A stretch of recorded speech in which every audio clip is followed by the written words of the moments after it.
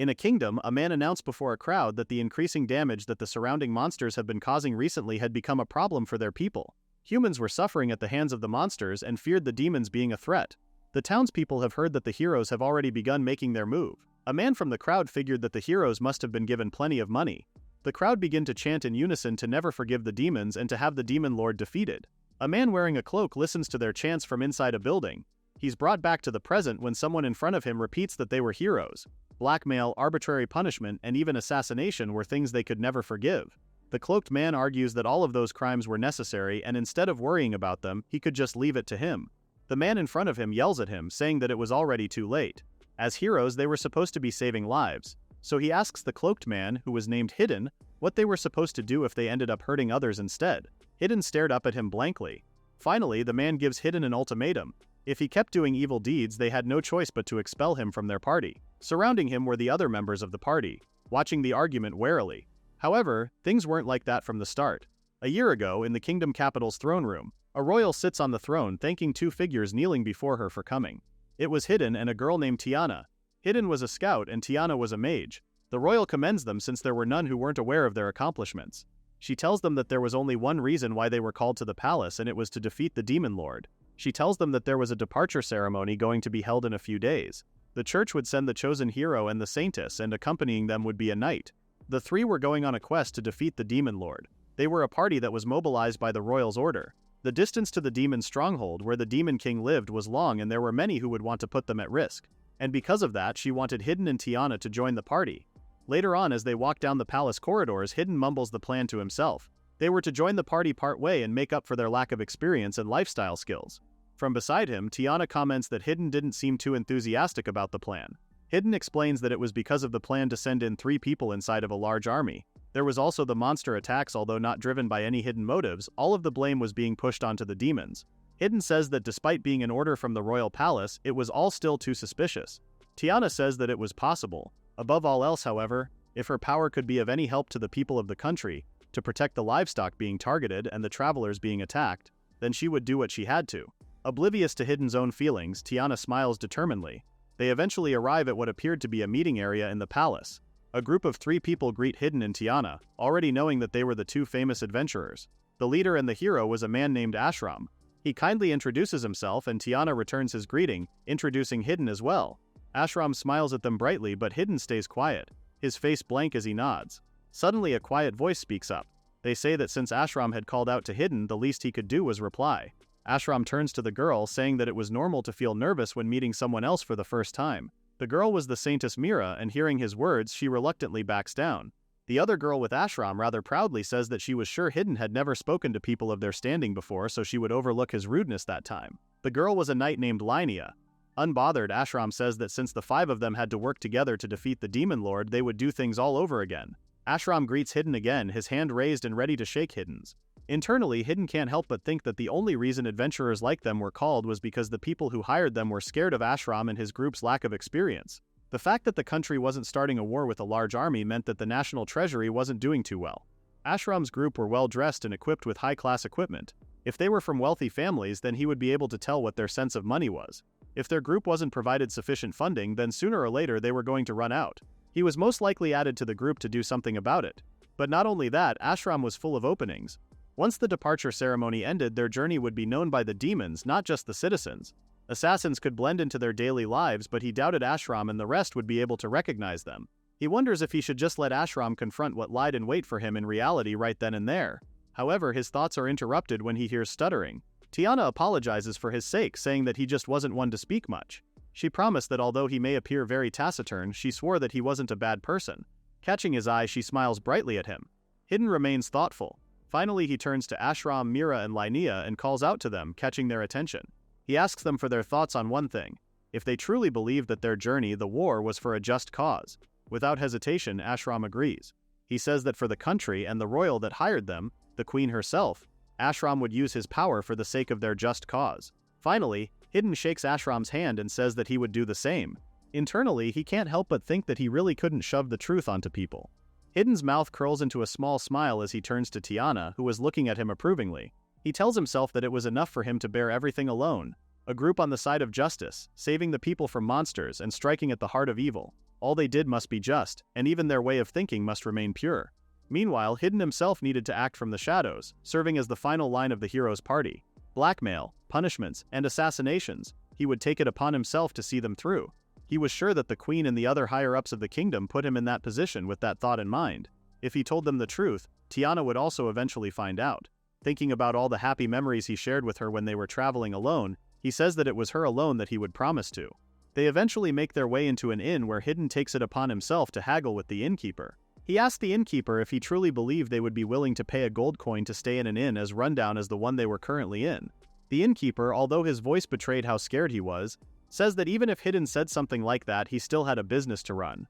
Hidden points out that the prices in the surrounding area haven't changed all that much, and the man's inn didn't really offer much outside of the usual. Internally, he can't help but think how there were a lot of malicious merchants in their current town. He tells the innkeeper that his party would just go to another inn, much to the older man's shock. Hidden makes it a point to say that they would make sure to let everyone in the capital know about his prices, adding that the innkeeper should look forward to the number of customers he'll be getting in the future. In a panic, the innkeeper relents to let them stay over for a silver coin.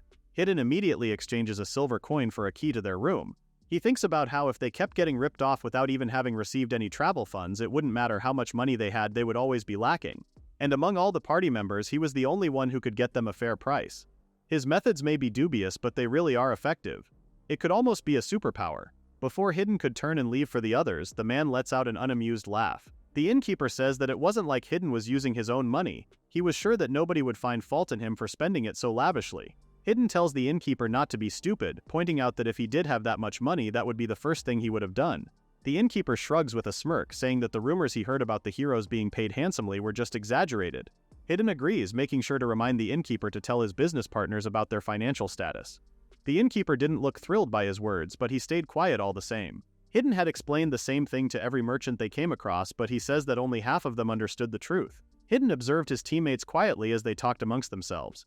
He thought about how while they were still fairly close to the capital, they still couldn't let their guard down. As they're settled into their inn, Linnea tells the rest of the group that since they had free time until they left the next day, she would be heading out into town.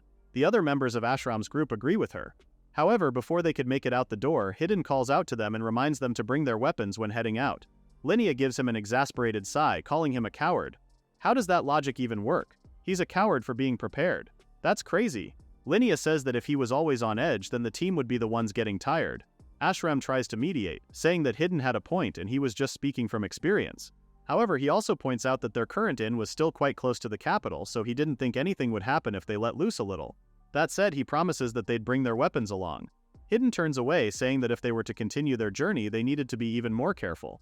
Ashram smiles brightly at him, saying that if there was anything else he was worried about, then he wanted Hidden to consult him about it, just like how they did so just now.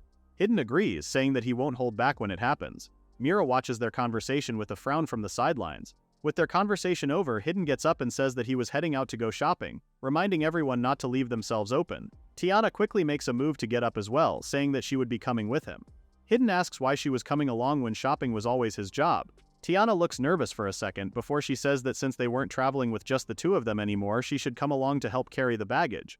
Hidden immediately shuts the idea down, saying that he appreciated the thought enough. Tiana is caught speechless. Hidden says it would be more efficient to leave the one who was used to the work to do it. Hidden tells Tiana that she should stay with Ashram and their luggage. Tiana calls out to him in a rush, saying that they weren't finished talking. She moves to follow him, but Hidden ignores her and closes the door behind him. Leaving a quiet Tiana, Hidden walks alone down the streets. He was convinced that they shouldn't let their guard down just because they were in a city. Not because of the possibility of the demons attacking, but rather because it was the perfect time for their enemies from within to bare their fangs. In the first place, the decision to dispatch their hero was made only recently. It would take for the information to reach the Demon Lord's army since they were far from the capital. The people they had to be on guard against were the nobles who wanted to rebel against the queen and the subjugation of the Demon Lord. They needed to be wary of their moves. If their plan was to delay them, not was the perfect. Hidden frowns as he catches sight of Linnea and Mira shopping, completely oblivious to a man stalking them in the shadows. Watching as the man makes his move and leaves the alley he was watching them through, Hidden thoughtfully wonders if their higher-ups were counting on the expedition succeeding. But what he needed to do doesn't change. As Linnea and Mira continue to be unaware of the man sneaking up on them, a knife already drawn and ready to strike, Hidden grabs the man by the neck and drags him back to the alley. You'd wonder how no one noticed it when it happened in broad daylight, but maybe he's just cool like that. The man asks Hidden what he was planning, and Hidden calmly returns the question back at him. The man freezes as the tip of a long needle is pointed right into his eye. He begs Hidden to wait. Hidden asks him which noble hired him, saying that he just might spare him if he disclosed the information. The man tries to tell him that he didn't know, but he suddenly coughs out in pain, making Hidden freeze in shock. Hidden calls out to the man, trying to bring him back, but the man starts coughing up blood. With the man steadily getting weaker in his arms, Hidden comes to the conclusion that it was a slow-acting poison that he probably wouldn't be able to treat in time. If they could dispose of the man the way they did, Hidden figured that he probably knew nothing. He tells the man to rest easy because he would avenge him by killing the person that killed him. He throws a tarp over the dead body just as someone appears at the end of the alley. He yells for the person to reveal themselves. It was Tiana, looking at him with concern. She asks him what was wrong, why he was shouting, and if something happened.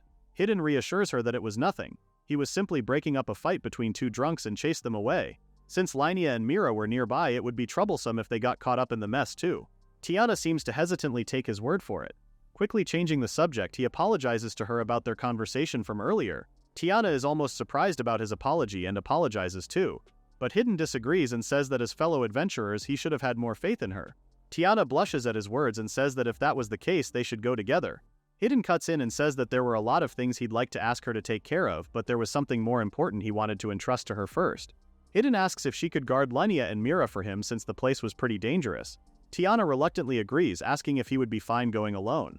Hidden reassures her that he would be and that after he got the supplies he would head back to the inn immediately. He reminds him that Tiana and the others shouldn't be out for too long. Tiana agrees and tells him to take care, but Hidden was already turning the corner and disappearing into the crowd. Nearly a year had passed since that conversation and they had begun their journey. The Demon Lord had already started preparing countermeasures. All the while Hidden did his work in the shadows. The reason their journey was taking so much time was that they couldn't go straight from the capital to the Demon Lord's nation. Because of that, powerful demons were entrusted with the task of assassinating them. He frowned in concern. As he sat in a carriage with the rest of the party who were lost in a happy conversation, he was lost in thought. It wouldn't be strange for the powerful mastermind from the demon side to appear any day now. Their party eventually arrives at their destination. Hidden noticed that Tiana had an odd look on her face, but his attention was quickly diverted to keeping an eye out on the people around them. As they pass by an innocent-looking girl selling flowers, Hidden feels a chill run down his spine. The flower seller's innocent smile drops and she smirks, having been noticed by Hidden even in her current state. Hidden whips his head around in a panic. The flower seller notes that it was only expected of a renowned demon killer like Hidden. She was sure that he was the only one who had his guard up. After all, the girl says that they were cut from the same cloth. Hidden goes after the girl, but not before Linnea notices him split from the group. Hidden follows the girl into an alley. She smiles pleasantly to see him, but in the next second the bouquet in her hand scatters as she takes out a dagger, aimed right at Hidden. Hidden barely dodges in time and the girl smiles in delight. Hidden leaps back and the girl follows suit. She's too quick for him and in an instant she appears right before him. She slashes at him again. Her blade misses Hidden by inches. Seeing as he had no other choice, he detonates a bomb on his body that catches him and the girl in the explosion. The strength of it was enough to catch the attention of the people outside the alley. The girl smiles, despite being gravely wounded. Hidden waits for her next move, although wounded just as much. As the dust settles and the talking from outside the alley grows louder, the girl tells Hidden that she was thoroughly impressed and she would definitely repay his debt one day. Disappearing into thin air right before him, the girl says that they should meet again in the future. It all eventually leads back to now. Hidden is quiet as the rest of his party finally have him cornered. Ashram tells Hidden that if he kept on doing evil deeds then they had no choice but to expel him from the party. Tiana suddenly cuts in saying that Hidden had really changed and she was disappointed. Hidden asks if even she was really saying that now, making her go quiet. Tiana says that she agreed with Ashram. As the hero party that was trying to defeat the Demon King, the hope of the kingdom, the kind of evil acts he did couldn't be forgiven. She asks why he couldn't understand that. Hidden says that he didn't understand what they were trying to say since what he was doing was absolutely necessary. Ashram asks if he really had to coerce the innkeeper so that they would lower their prices. Hidden explains that they were offering unfair rates and he only made them go back down to the normal rate. Mira tells him that they've complained and now it was the talk of the town. Linnea points out that there was also the fight in the middle of town. Hidden tells her that the assassin was aiming for her. Linnea says that he was obviously lying. Calling an attempt on your life a lie when it was clearly stopped by the guy in front of you is crazy work. Tiana asks if the same thing happened back when they first started traveling when she caught him in the alley. She says that she shouldn't have turned a blind eye to what was happening. Even now she still regrets doing so. Ashram says that he thinks that was just the beginning of Hidden's crimes, so he begs him that it would be his last. If he does so, they would be able to continue their journey together. Hidden argues that there were so many people hostile towards them. If they left them alone, they wouldn't be able to defeat the Demon King. Ashram argues back that the entire country was supporting their endeavors, so there was no way that those people would try to hurt them. Funny thing to say when the guy who's literally kept their backs clean is the way they're kicking out. Ashram repeats his request. Hidden had to change his ways and never do it again. If he does so, then they won't remove him from the party. Immediately, Hidden refuses. He stares Ashram down and Ashram is quiet for a moment. Ashram says that it was unfortunate that Hidden didn't even understand how much they've tried to help him. Hidden blankly agrees, saying that it didn't seem like they were going to understand each other. Tiana asks why Hidden was the way he was, wondering if it was her fault. As she holds back her tears, Ashram tries to console her, saying that if anything was to blame, then it was him, so she didn't need to take responsibility. He puts an arm over her and Tiana doesn't push him away. Hidden freezes at the sight and a sort of understanding comes over him. He says that there was no need to beat around the bush. He says that if that was what Ashram wanted, then he would leave. Tiana is confused, asking what he meant. Ashram quickly gets defensive, saying that Hidden was misunderstanding things and he was only trying to comfort Tiana. Ashram tries to say again that if he just changed his ways, then there wouldn't be a problem. With a blank look on his face, he monotonously apologizes. He gets up and tells them not to regret their decision. Ashram says that he won't, and it was for the best for the both of them. Tiana stays quiet as Hidden heads to the door and leaves without another word. Dropping some gold coins into a man's hand, Hidden asks for the fastest carriage he had since he wanted to go to the capital. The carriage departs with Hidden the only passenger. Left to his thoughts, he's glad that he had the foresight to secure his own travel funds. It was funding that he earned during his free time, not through illegal means. After a second thought, he realized it was weird to say such things when money was still money. Considering all of the malice he'd had to face until now, he doubted that the others possessed any of the knowledge or skills to avoid them. He was sure that they would end up in trouble somewhere. However, it was his decision not to let them know. If he knew things would turn out the way they did, then he would have told them the truth. A rumor had spread a while back that said that because they had the country's support, they could journey while living lavishly. Hidden thinks he had gotten too complacent letting rumors like that spread. He was the only one rumored to be taking the money for himself. The others probably wouldn't be affected. He wonders how the people would treat the party now that their negotiator had disappeared. Suddenly, Tiana's face comes to mind. In hindsight, even though it was one unexpected thing after another, he still took things too lightly.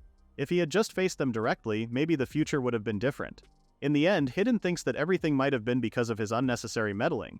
He thinks back to his and Tiana's younger years. If he knew that things would turn out the way they did, he says that he should have cut ties back then. He thinks of another girl who had offered him to work with her. He eventually arrives at a dark guild. It had been a while since he's been there. He enters the Grand Guild Hall and asks the guild receptionist if a girl named Luna was in. The receptionist asks what business he had with her boss, and he says that he had an urgent request for her. She eyes his dirtied body, his old equipment, and the dark look in his eyes. The receptionist tries to tell him that Luna was out at the moment, but Hidden insists, saying that it was enough if the receptionist told Luna his name. Clicking her tongue, the receptionist finally agrees and climbs to the second floor. Hidden waits as he hears knocking and some whispering. The receptionist comes back down and tells Hidden that Luna wouldn't be able to meet him. Hidden doesn't believe it. She takes out a bell and gives it a ring, saying that he would end up in pain if he kept being so insistent. She urges him to leave. Two large and rough-looking men block his way to the receptionist, and Hidden finally turns, saying that he would just come back again next time. Their conversation comes to an abrupt halt as heavy footsteps descend the staircase. A girl appears with her head in her hand. In a terrifying voice, she repeats to her staff that if she called for them, they were to come within 2 seconds or else they would be fired. She finally looks up at the scene in front of her. Her staff are trembling in fear, but Hidden is calm. He greets the bedraggled girl as Luna. Luna had sat up in her bed, having just woken up. Her room is filled with the sound of a tinkling bell as she rang it over and over. She realizes that nobody is coming and she slams her fist on the bell by her bedside. She quickly gets dressed and exits her room with a terrifying vengeance, which leads to the present. She stomps down to the ground floor, calling for her staff. In a menacing voice, she says that she's been calling for them non-stop. Luna was completely enraged. Before she could rip into them, Hidden had greeted her. Immediately, all her anger is wiped from her and her eyes are bright, a smile gracing her face. She leaps from the stairs and right into Hidden's arms, the man successfully catching her. She asks if he had come there for her, making her happy. She hugs him tightly, saying that it had been a long time. Luna inhales deeply, happy that he was the real deal. Hidden asks if there were imposters. From behind them, the staff watch, both awkward and shocked. Tearfully, she starts getting angry again as she says that she was close to crying when he married an annoying woman in her dreams. Hidden calms her down, saying that it was only in her dreams. The guild receptionist cuts into their conversation and asks Luna if Hidden was an acquaintance of hers. Luna smiles and introduces Hidden as her lover. Her words make a chill run down the receptionist's spine. Seeing her reaction, Luna lets go of Hidden and asks if she was trying to chase him out. Her anger coming back up, Luna demanded to know whether the receptionist was trying to harm Hidden. Before she could explode anymore, Hidden calms her down again and reassures her that the receptionist was just being cautious when he said he was going to see her. Luna's mood immediately shifts again and she hums in delight. She says that if that was what he said, then she had no choice but to trust him. Her hand balls into a fist as she says that if her staff tried to pull the same thing again, she was going to turn them all into mincemeat. Luna is quite the contrast from his last party. Whoa, Hidden tells her that she didn't have to do that before asking if she had time to talk. Immediately, Luna smiles brightly at the idea and agrees. She leads him to the second floor and Hidden comments that it had been a while since he's been to her room. Luna agrees. She then puffs out her cheeks indignantly and says that despite telling Hidden that he could and visit whenever he wanted but he never did, Luna tells him to make himself at home and offers him a seat as she gets tea. She offers alcohol too if he wants. However, Hidden notices that she was motioning for him to take a seat at the bed. Real smooth, Luna. He immediately passes by her and heads for the sofa. They inevitably settle in and Luna sits next to Hidden after serving him tea. She asks if it was alright to get straight to the point and ask him what happened. Hidden agrees and says that he couldn't tell anyone except her about their journey to defeat the Demon Lord. As they drink their tea, Hidden goes over their journey for the past year and everything he had to do leading up to his exile from the group. By the time he's finished, their tea is empty and he sets down his cup. There's a silence in the room as Luna processes his words. Finally, Hidden asks if he would be allowed to stay in the guild for the meantime. Luna nods and says that of course it was okay for him to do so. She leans on his shoulder and says that she already invited him before. She had even asked him to stop being an adventurer and to just come work with her. Hidden smiles lightly and says that although that was true, it had been a while since they last met. He was worried that she'd already changed her mind. Luna says that of course she wouldn't. As long as it was him, she was willing to do anything. Luna says that despite always turning her down since he was finally there, she was really happy. Hidden is grateful for her words. He remembers that it had already been 3 years since they last met. Luna specifies that it was 2 years, 8 months, 17 days and 8 hours. Luna is definitely the type of person to celebrate the day they met like it's an anniversary. Back then, Hidden and Tiana were still traveling as adventurers. During one of their requests, Hidden was telling the receptionist that claws, fangs, fur, and feathers were the only conditions given for them to acquire. The receptionist explains that it was their mistake having forgotten to write it down, so of course they would still pay. However, they say that both the monster's internal organs and blood could be turned into medicine. They know that they were difficult parts to handle since they were so easily damaged, but if they managed to get them, the receptionist offered to pay them 50% more than the market price. Tiana immediately shares a smile with Hidden at the news. Hidden asks if the receptionist would like to buy it off of him if the price really was that high. The receptionist immediately accepts the deal, buying everything they had. Later on, Hidden and Tiana find themselves summoned back to the guild. Apparently, the receptionist was told to bring them in. Someone was looking for the people who accepted the request from before. The receptionist was nervous and Hidden looked rather reluctant. He turns to Tiana and she nervously gives him the go-ahead. Entering a room, Hidden is introduced to a girl. The girl says that she saw his work and he was interested in what he created. The materials they submitted were stored excellently. The battle skill that made it possible for him to do such high-quality work was worthy of praise. He had devised a method that could efficiently dispatch and kill his targets in a way that didn't cause them much stress. As Luna finished telling her story to Hidden, she says that she wasn't really doing it for a noble cause or anything. Hidden is quiet for a moment before he lowers his glass, saying that he really couldn't accept her invitation after all. However, he tells her that he respected her from the bottom of his heart. His words touch Luna immensely and she takes a drink from her own glass, hiding her embarrassment. She thanks him softly. And now here they were again, 3 years later. Luna leans against Hidden with a happy smile on her face. Luna then says that putting him having to leave the party mid-journey aside, she couldn't believe that he split up with Tiana too. Hidden says that it was thanks to that he was there talking to her. Luna blushes at the thought before a thought comes to mind. She asks whether Hidden had completely cut off ties with her, not that he just stopped traveling with the group.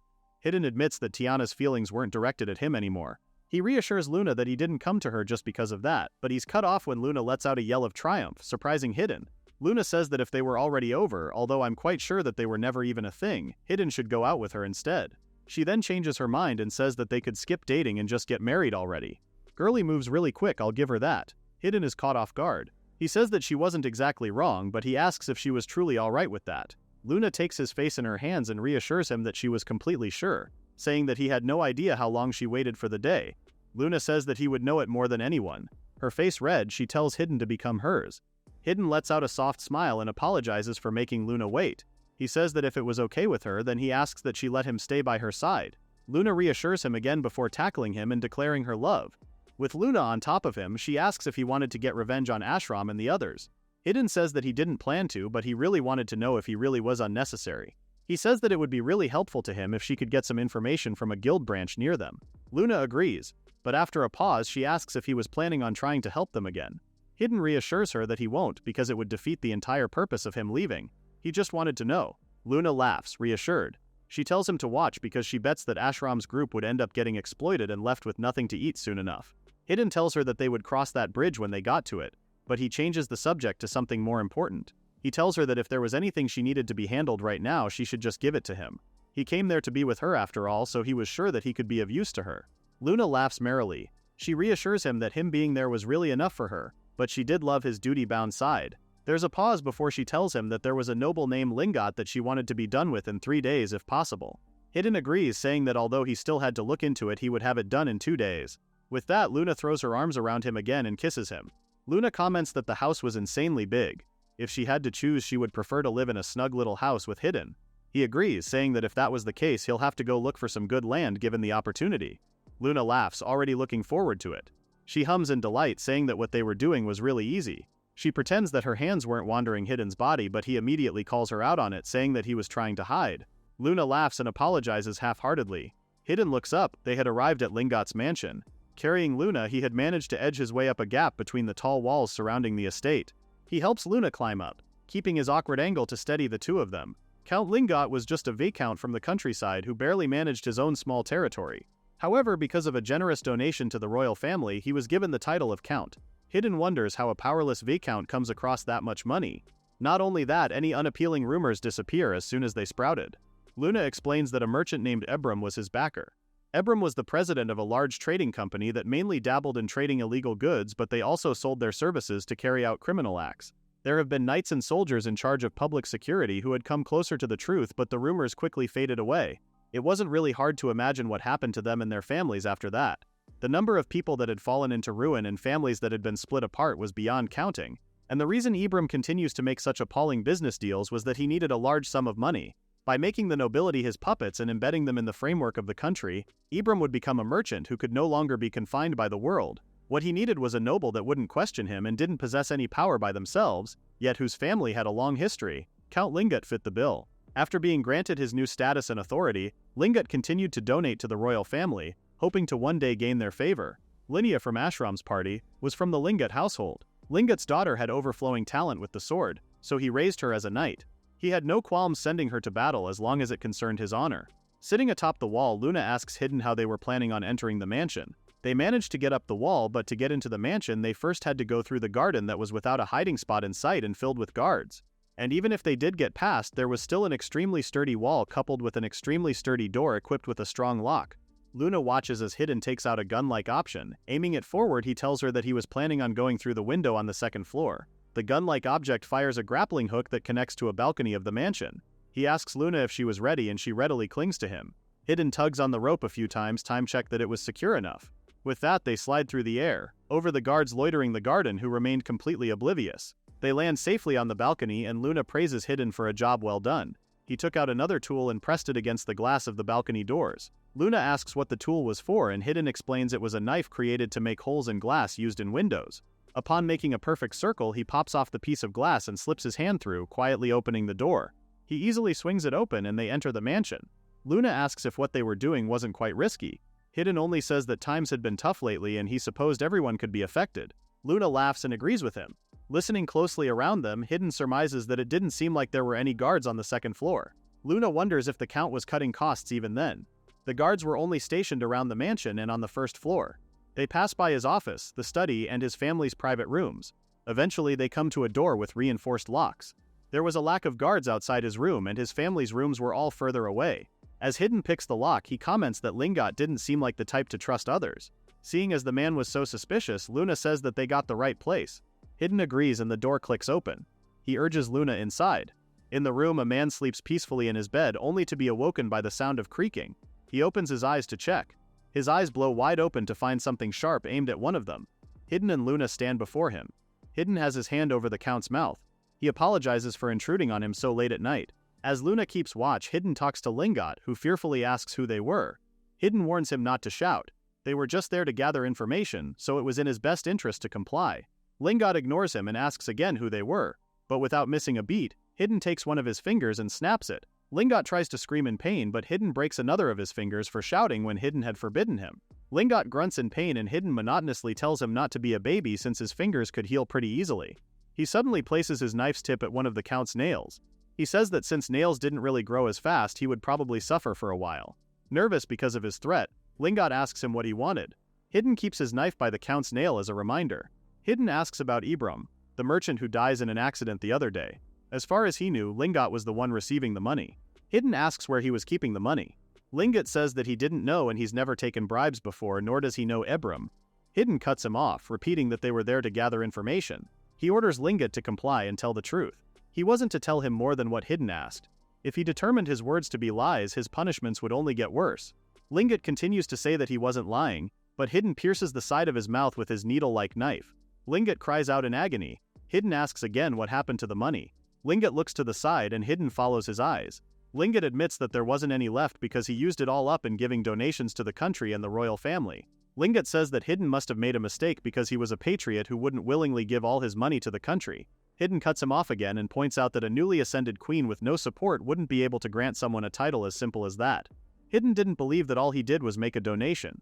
Lingot quickly defends himself, saying that he distributed the money among the bureaucrats as well. Internally, Hidden thinks that all of them were rotten to the core. Since the Count was a coward, he figured he would have a list of names. Lingot tells him to let him go since he already told him everything he needed to know. Raising his hand again, Hidden tells him to choose between his fingers or his nails. Hidden says that the soldiers already knew about Ibram's evil acts and they also knew about how he was impeding the business of people in the same trade. However, due to Lingot's pressure, they weren't able to put him to justice. It was only natural that Lingot should be punished too.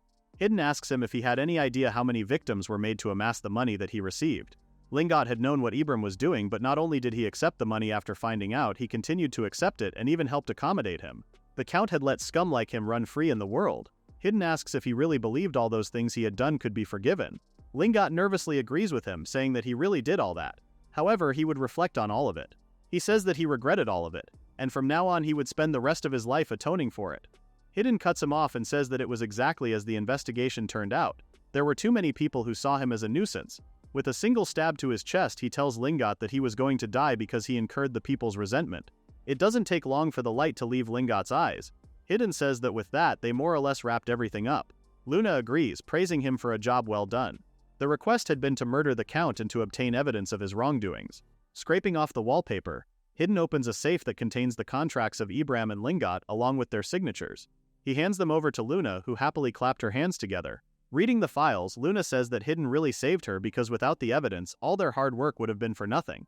Hidden asks why she didn't find a copy on Ibram and Luna explains that she killed him before heading anything about it. Because of that, they ended up displeasing the client and it nearly spiraled into a really big incident.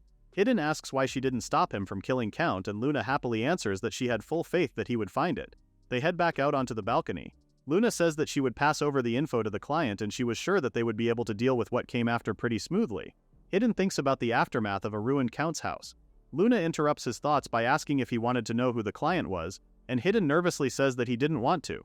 Luna ignores his words and announces that it was the Queen herself. Hidden says that he really wanted to avoid the worst-case scenario, at least assuming it would come down to that. Luna says that when it does happen, she would be counting on him. They leap off of the balcony. Back at the Dark Guild headquarters, the guild receptionist praises Hidden for a job well done, her tone respectful. Hidden asks where Luna was before adding that he wasn't important enough to be referred to in such a respectful manner. The receptionist points out that he would be marrying Luna, the boss, so she couldn't refer to him so plainly. She informs him that Luna was in her room. Apparently, a problem had occurred at one of their distant branches and she had been dealing with the issue since that morning. Hidden bids the receptionist farewell, saying that he would talk to Luna for a bit. However, before he can leave, a loud band echoes in the room and he turns around. The rough-looking men from before enter carrying a large bag together and Hidden asks what it was. One of the men thanked him for his hard work before saying that it was a thief that was doing a job at one of their distant branches, so they've actually kept Luna waiting. Hidden understands that what they meant was the information came before the package. Hidden says that he would come with them to deliver it to Luna. The man smiles at him, thanking him for his help. He adds that it was expected of Luna's future husband. He was even kind enough to be considerate of people like them. Hidden asks what the person in the bag did at the branch to have been brought in the way they were. The man says that the thief stole everything the hero party had and ran away. Hidden freezes, turning to the bag at his feet in disbelief. A few months back, after their conversation with Hidden and he had been exiled from the group, Linnea is the first to speak up. She couldn't believe that he was really gone. She thought he would change his ways if they talked to him. However, for her it just went to show what scoundrels adventurers were, but she quickly cuts herself off. Tiana's head was lowered, her face ridden with guilt. Linnea quickly apologizes to her, adding that she was different from the others. Tiana reassures her that it was fine because she was wrong about him too. Hidden wasn't like that before. Ashram says that they either had to divide his work among them or hire a new scout from the guild. Mira agrees with him. Ashram says that it'll be more work for them, but he was sure that their journey was almost over. He urges everyone to give it their all. They eventually move again and end up in another inn. Tiana exclaims in shock to hear that a room was worth 3 gold coins. The innkeeper asks if she had a problem with the price. Ashram asks her what was the matter since they could surely afford it. Mira agrees, saying that they've had a rough journey and they just needed to get some rest in their room. Lania adds that she would like to have a bath as soon as possible. Tiana remains deep in thought, reluctant about the price despite it being a nice inn. The innkeeper cuts into her thinking, saying that if she had a complaint then they could leave. He adds that the party wouldn't find a better inn than theirs and they were already being generous. As a final push, he says that they've got plenty of other customers who wanted to stay in the inn. Tiana finally agrees and gives him the coins. However, the man suddenly smirks and says that the bath cost extra. Eventually they enter their room. Once the door closes, Tiana calls for everyone's attention. She sets down their budget on the table and says that it was their monthly income from the royal family, along with the cash they had on hand and then the current cost of living in the town. Starting tomorrow, she wanted them to try and find the cheapest places possible. As for bathing, she urges them to use the public bathhouse instead. Linnea asks if they can't get some hot water somehow. Tiana points out that now that Hidden was gone, they also need to hire a new scout. As such, she would also like them to get some extra funds on hand if possible. Linnea says that if that was the situation, then they had no choice. Tiana thanks her for understanding. Internally, Tiana thinks that that would surely help them manage for now, but at the rate they were going, their funds would be depleted soon enough.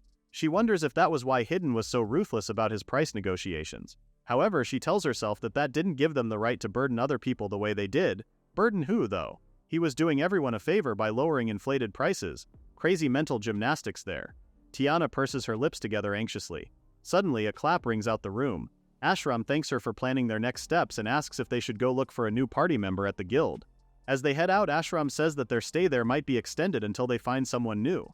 He adds that while they were out, they should also look for their new lodgings for the following days.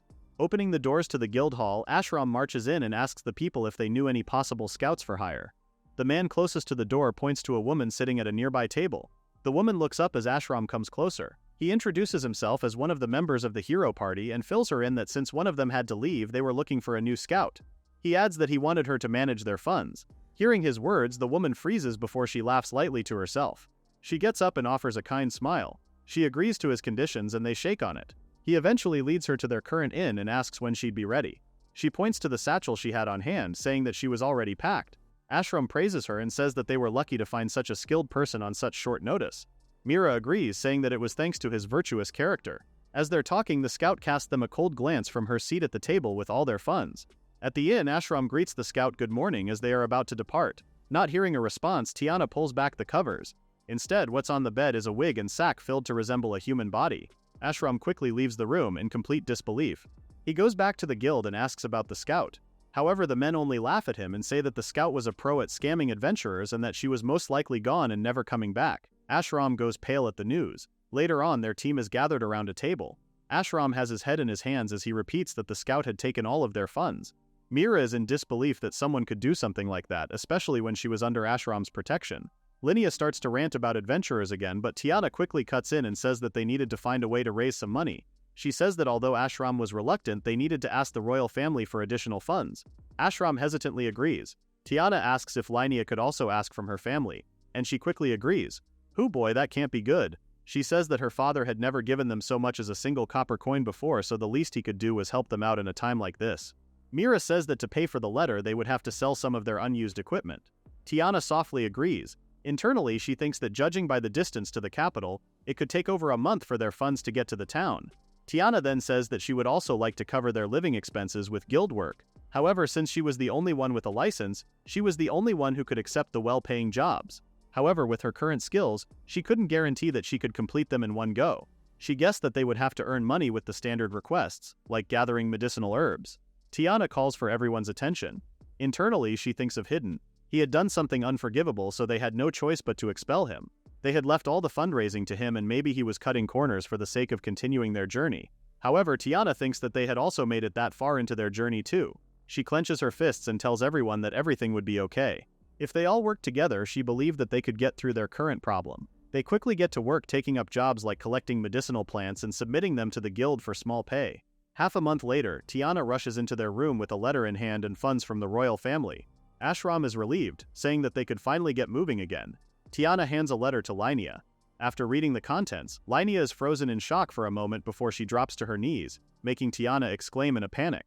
Time passes and Linnea is in bed, motionless. Tiana informs Ashram that Linnea wouldn't come out of her room. Ashram says that he couldn't blame her. Not only was her father killed, his corruption was exposed and his estate was dissolved. However, Ashram says that they needed her strength for the journey. They couldn't wait forever, so until Linnea overcame her sorrow and returned to her senses, the rest of them just needed to make sure that they could stay there until then. Tiana asks if Ashram was able to take on subjugation requests now. Ashram says that he can only take simple ones, but it should earn them a decent amount of money. It seemed like Mira was able to find some work too, so they should be able to manage for a while. With that, Ashram bids Tiana goodbye, and Tiana tells him to be careful. Watching him go, she couldn't help but think how things had been so hard since Hidden was expelled. But through it all, Ashram had supported him so many times. A memory comes to mind of her kissing him. She knew that Mira admired Ashram too, but she can't help but think about Mira's current work. Oh no! Tiana wonders if Ashram knew how much stronger her feelings were for him. Picking up a pouch of coins, she remembers that since he was going out for a subjugation request, then he was sure to come back hungry. Thinking of making a slightly more elaborate meal today for Ashram, she leaves her staff behind and leaves the inn, unaware of the suspicious men following her. As she happily walks back home from her trip to town, still oblivious to her surroundings, she decides to take a shortcut into an alley. She passes by a doorway, unaware of it swinging open. Suddenly, multiple hands reach out towards her. One of them quickly covers her mouth to keep her from screaming. The hands drag her into the building. Okay, so we're making this as brief as possible because it's very much not a good scene, okay? Okay, be warned. A group of men cover her eyes and mouth with cloth and the door slams shut. They throw her to the ground. Her eyes quickly fill with tears behind the blindfold as the men surround her. She tries to cry out and call for help. Eventually, she's quickly overpowered by the group. Okay, that scene is done and over with. Time passes and Tiana is left alone in the rundown building. She struggles to sit up, clutching what remains of her clothes. Looking down at herself, she starts to cry softly. Back at the inn, Linnea approaches Ashram, apologizing for the trouble she caused and reassuring him that she was all right now. As they're talking, Mira turns to the door as it opens. She readily welcomes Tiana. However, she stops short, freezing in place as she notices Tiana's state. Upon entering the room, she collapses to the ground and screams, catching everyone off guard. Ashram asks in panic what happened to her. When he tries to reach out to her, Tiana smacks his hand away, screaming in despair. Mira tries to help her up from the ground. The room is in complete panic as Tiana sobs on the ground and the others are at a loss on what to do. Tiana wonders if this was her punishment, for crudely thinking about Mira's work in that manner. However, Tiana thinks that it was even from before that. She had failed to take Hidden's warnings seriously. She was the only one who could have sided with him back then, but she didn't even listen to what he was saying. Tiana was convinced that it was her punishment for betraying Hidden. With that thought in mind, Tiana gets up from the ground and throws up, making Mira panic even more. Time passes and Linnea wrings a towel on a bowl of water. Line says that it was all her fault for wallowing in self-pity. Curled up in bed, Tiana doesn't say anything. She curls her fist in anger. Suddenly, the door to the room opens and Ashram calls out to Linnea. They step out into the hall, closing the door behind them. Ashram hands a letter to Linnea saying it was from the royal family. She reads the contents and flinches in disbelief. It was an order to return to the capital. Apparently, the queen planned on making peace with the demon kingdom. She exclaims in disbelief, asking what was the point of their journey. Ashram says that he understood how she felt. However, they needed to accept that they had failed already. Mira asks Ashram what he planned on doing. Ashram suggests that they go home. Their journey ended there. Linnea tries to tell them that Tiana was still unwell. Ashram says that he would stay behind while Mira and Linnea headed back first to report to the queen. Linnea tries to argue, saying that she would stay behind for Mira instead, but their conversation is cut short when the door opens. Might not have been a good idea to have such a loud conversation right outside the patient's room, maybe? Mira tries to tell Tiana to stop pushing herself. She reassures them that she was fine. She apologizes for overhearing their conversation and asks if they were really returning to the capital. Ashram confirms it and says that she didn't have to push herself and either he or Linnea would stay behind for her. Linnea agrees with him and urges her to rest again. Tiana begs them to take her back with them since staying would only make her remember more. The group look at her in concern. Finally, Ashram agrees and says that they should all head back together. They start planning to make their way back. Mira tells Ashram that they should use the surplus funds to arrange a carriage back home. Ashram agrees, since taking a shared carriage might have more dangerous men. As they talk, Tiana apologizes internally for being so selfish. She wonders if Hidden was back in the capital or he had gone back to their hometown. Thinking back to happier days, she tearfully wishes that she would see Hidden again. Meanwhile, back at the Dark Guild, Hidden and the staff member from before arrive in Luna's room. She laughs merrily as she's heard the recent news. Hidden notices that Luna was happier than normal and she immediately goes to hug him. Luna says that the losers who kicked him out were finally getting what they deserved. She imagined it would happen, but she didn't think it would happen so quickly.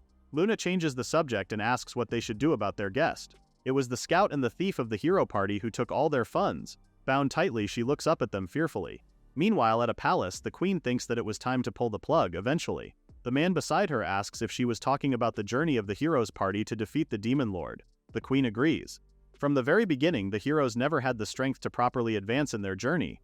It was only because of Hidden and Tiana that they approved the heroes' mission to defeat the demon lord in the first place. However, they ended up casting out the very man they hired for that purpose. The man beside her asks if things would have gone differently if they received aid from Lynia's family.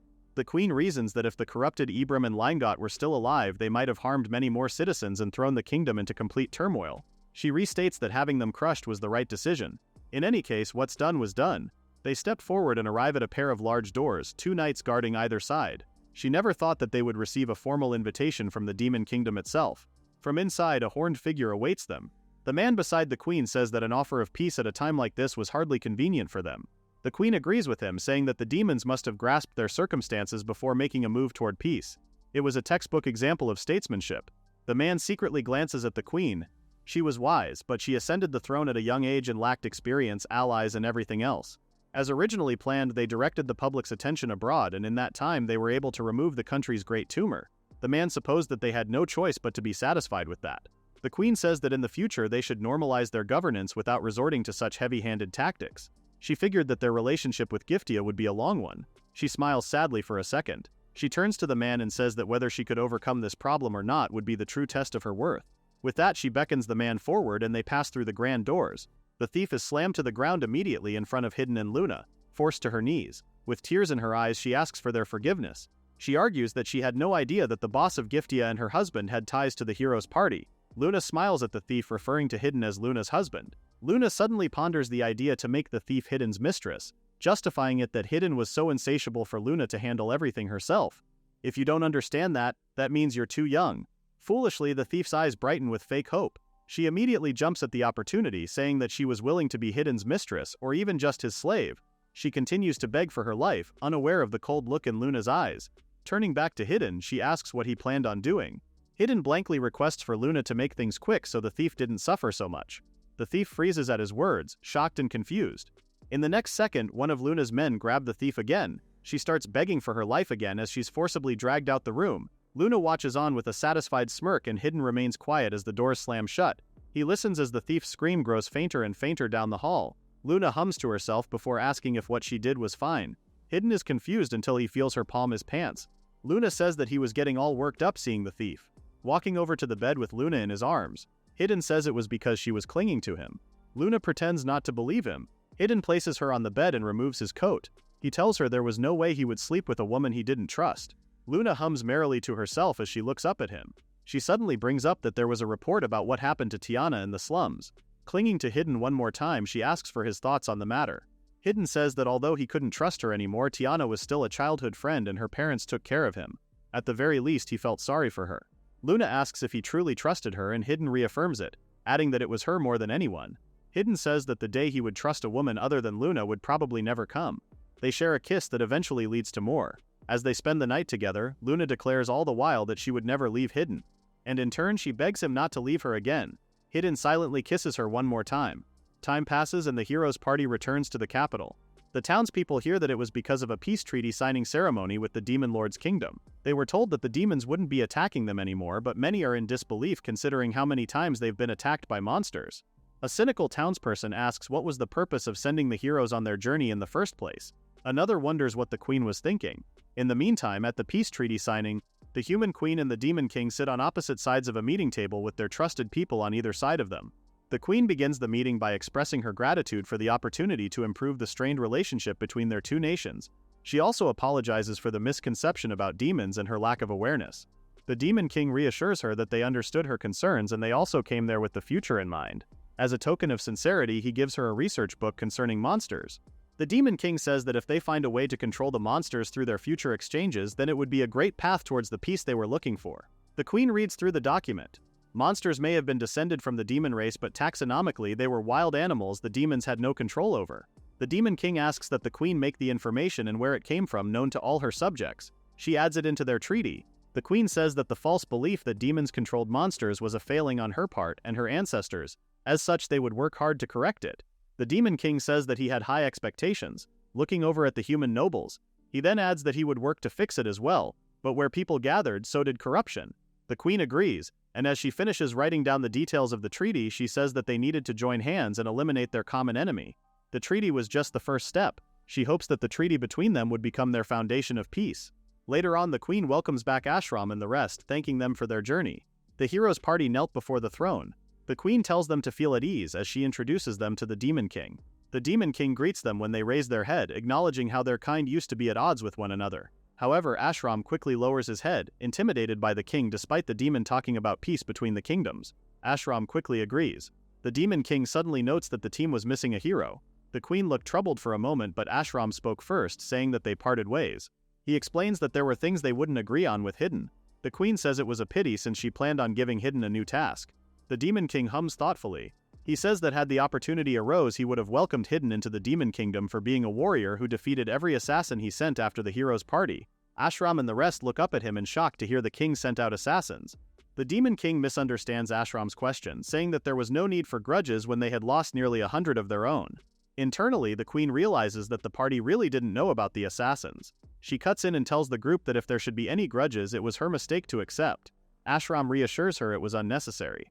The Queen changes subjects and says that the assassins weren't the only enemies the party had to face. She implies that although the more blatant nobles who left behind proof of their sins were dealt with, there were still some cases she hadn't fixed. Some of the other nobles in the room with them sweat nervously.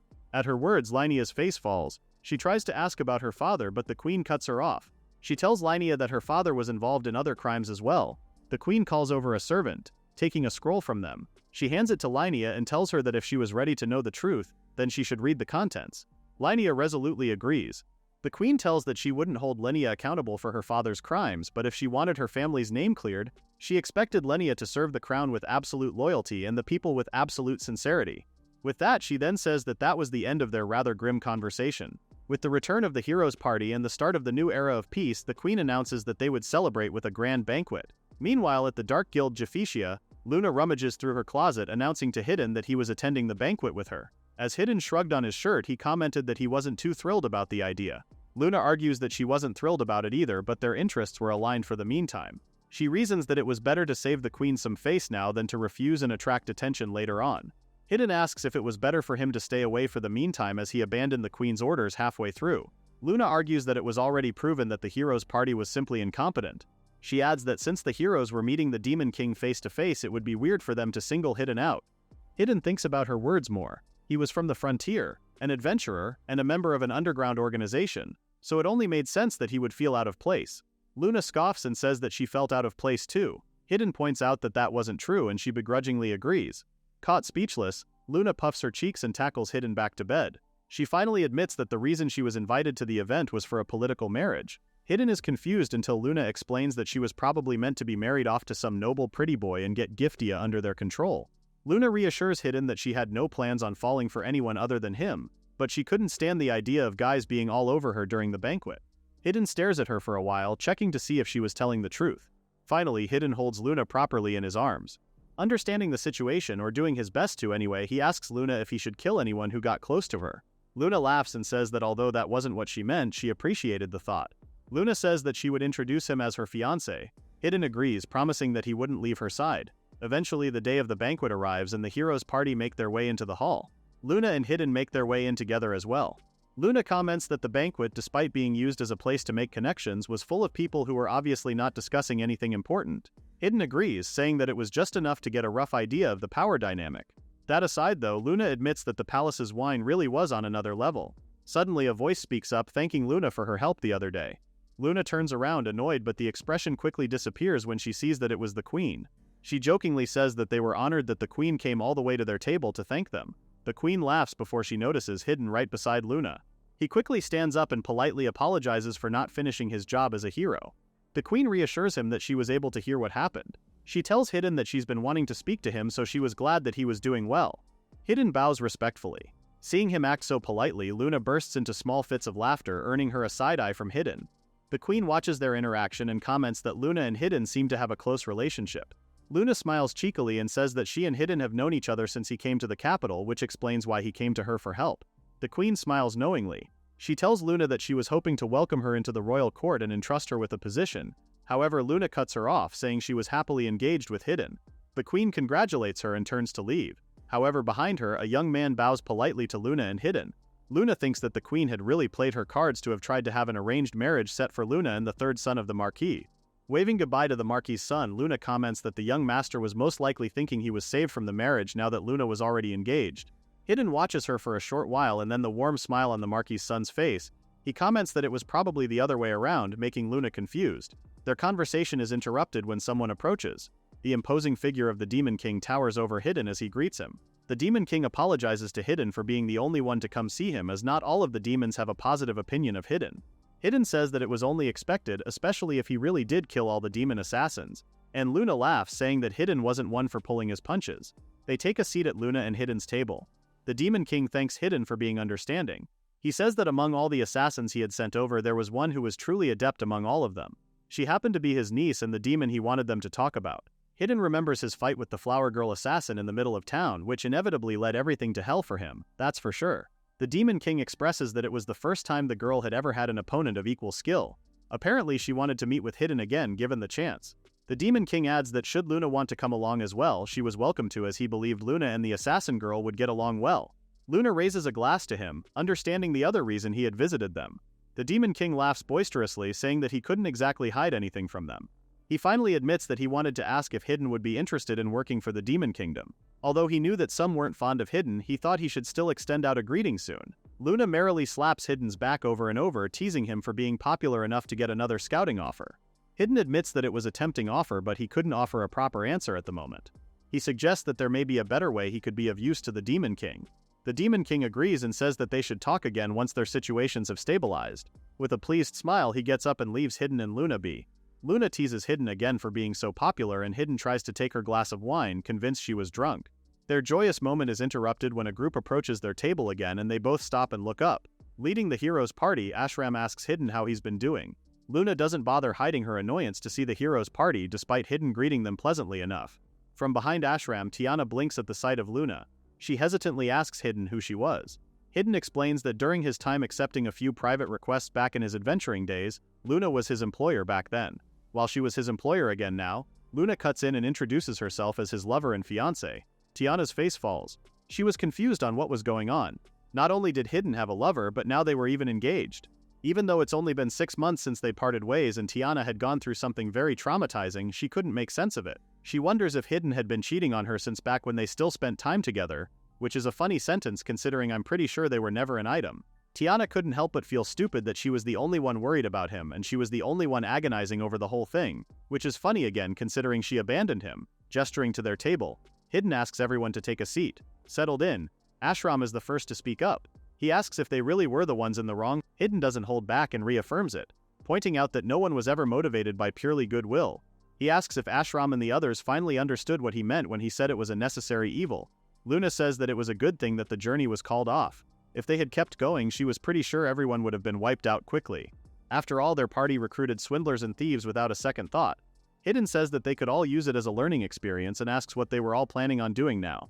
Hidden says that although they reached a peace accord with the Demon Kingdom, monsters were still a threat to the kingdom, so he doubted the power to fight monsters would go to waste. Ashram answers first, saying that he was planning on becoming a soldier to serve the country. Hidden says that he would probably be granted knighthood, but Ashram says that being a knight didn't exactly suit him. Instead, Linnea seemed to have decided on staying as a knight.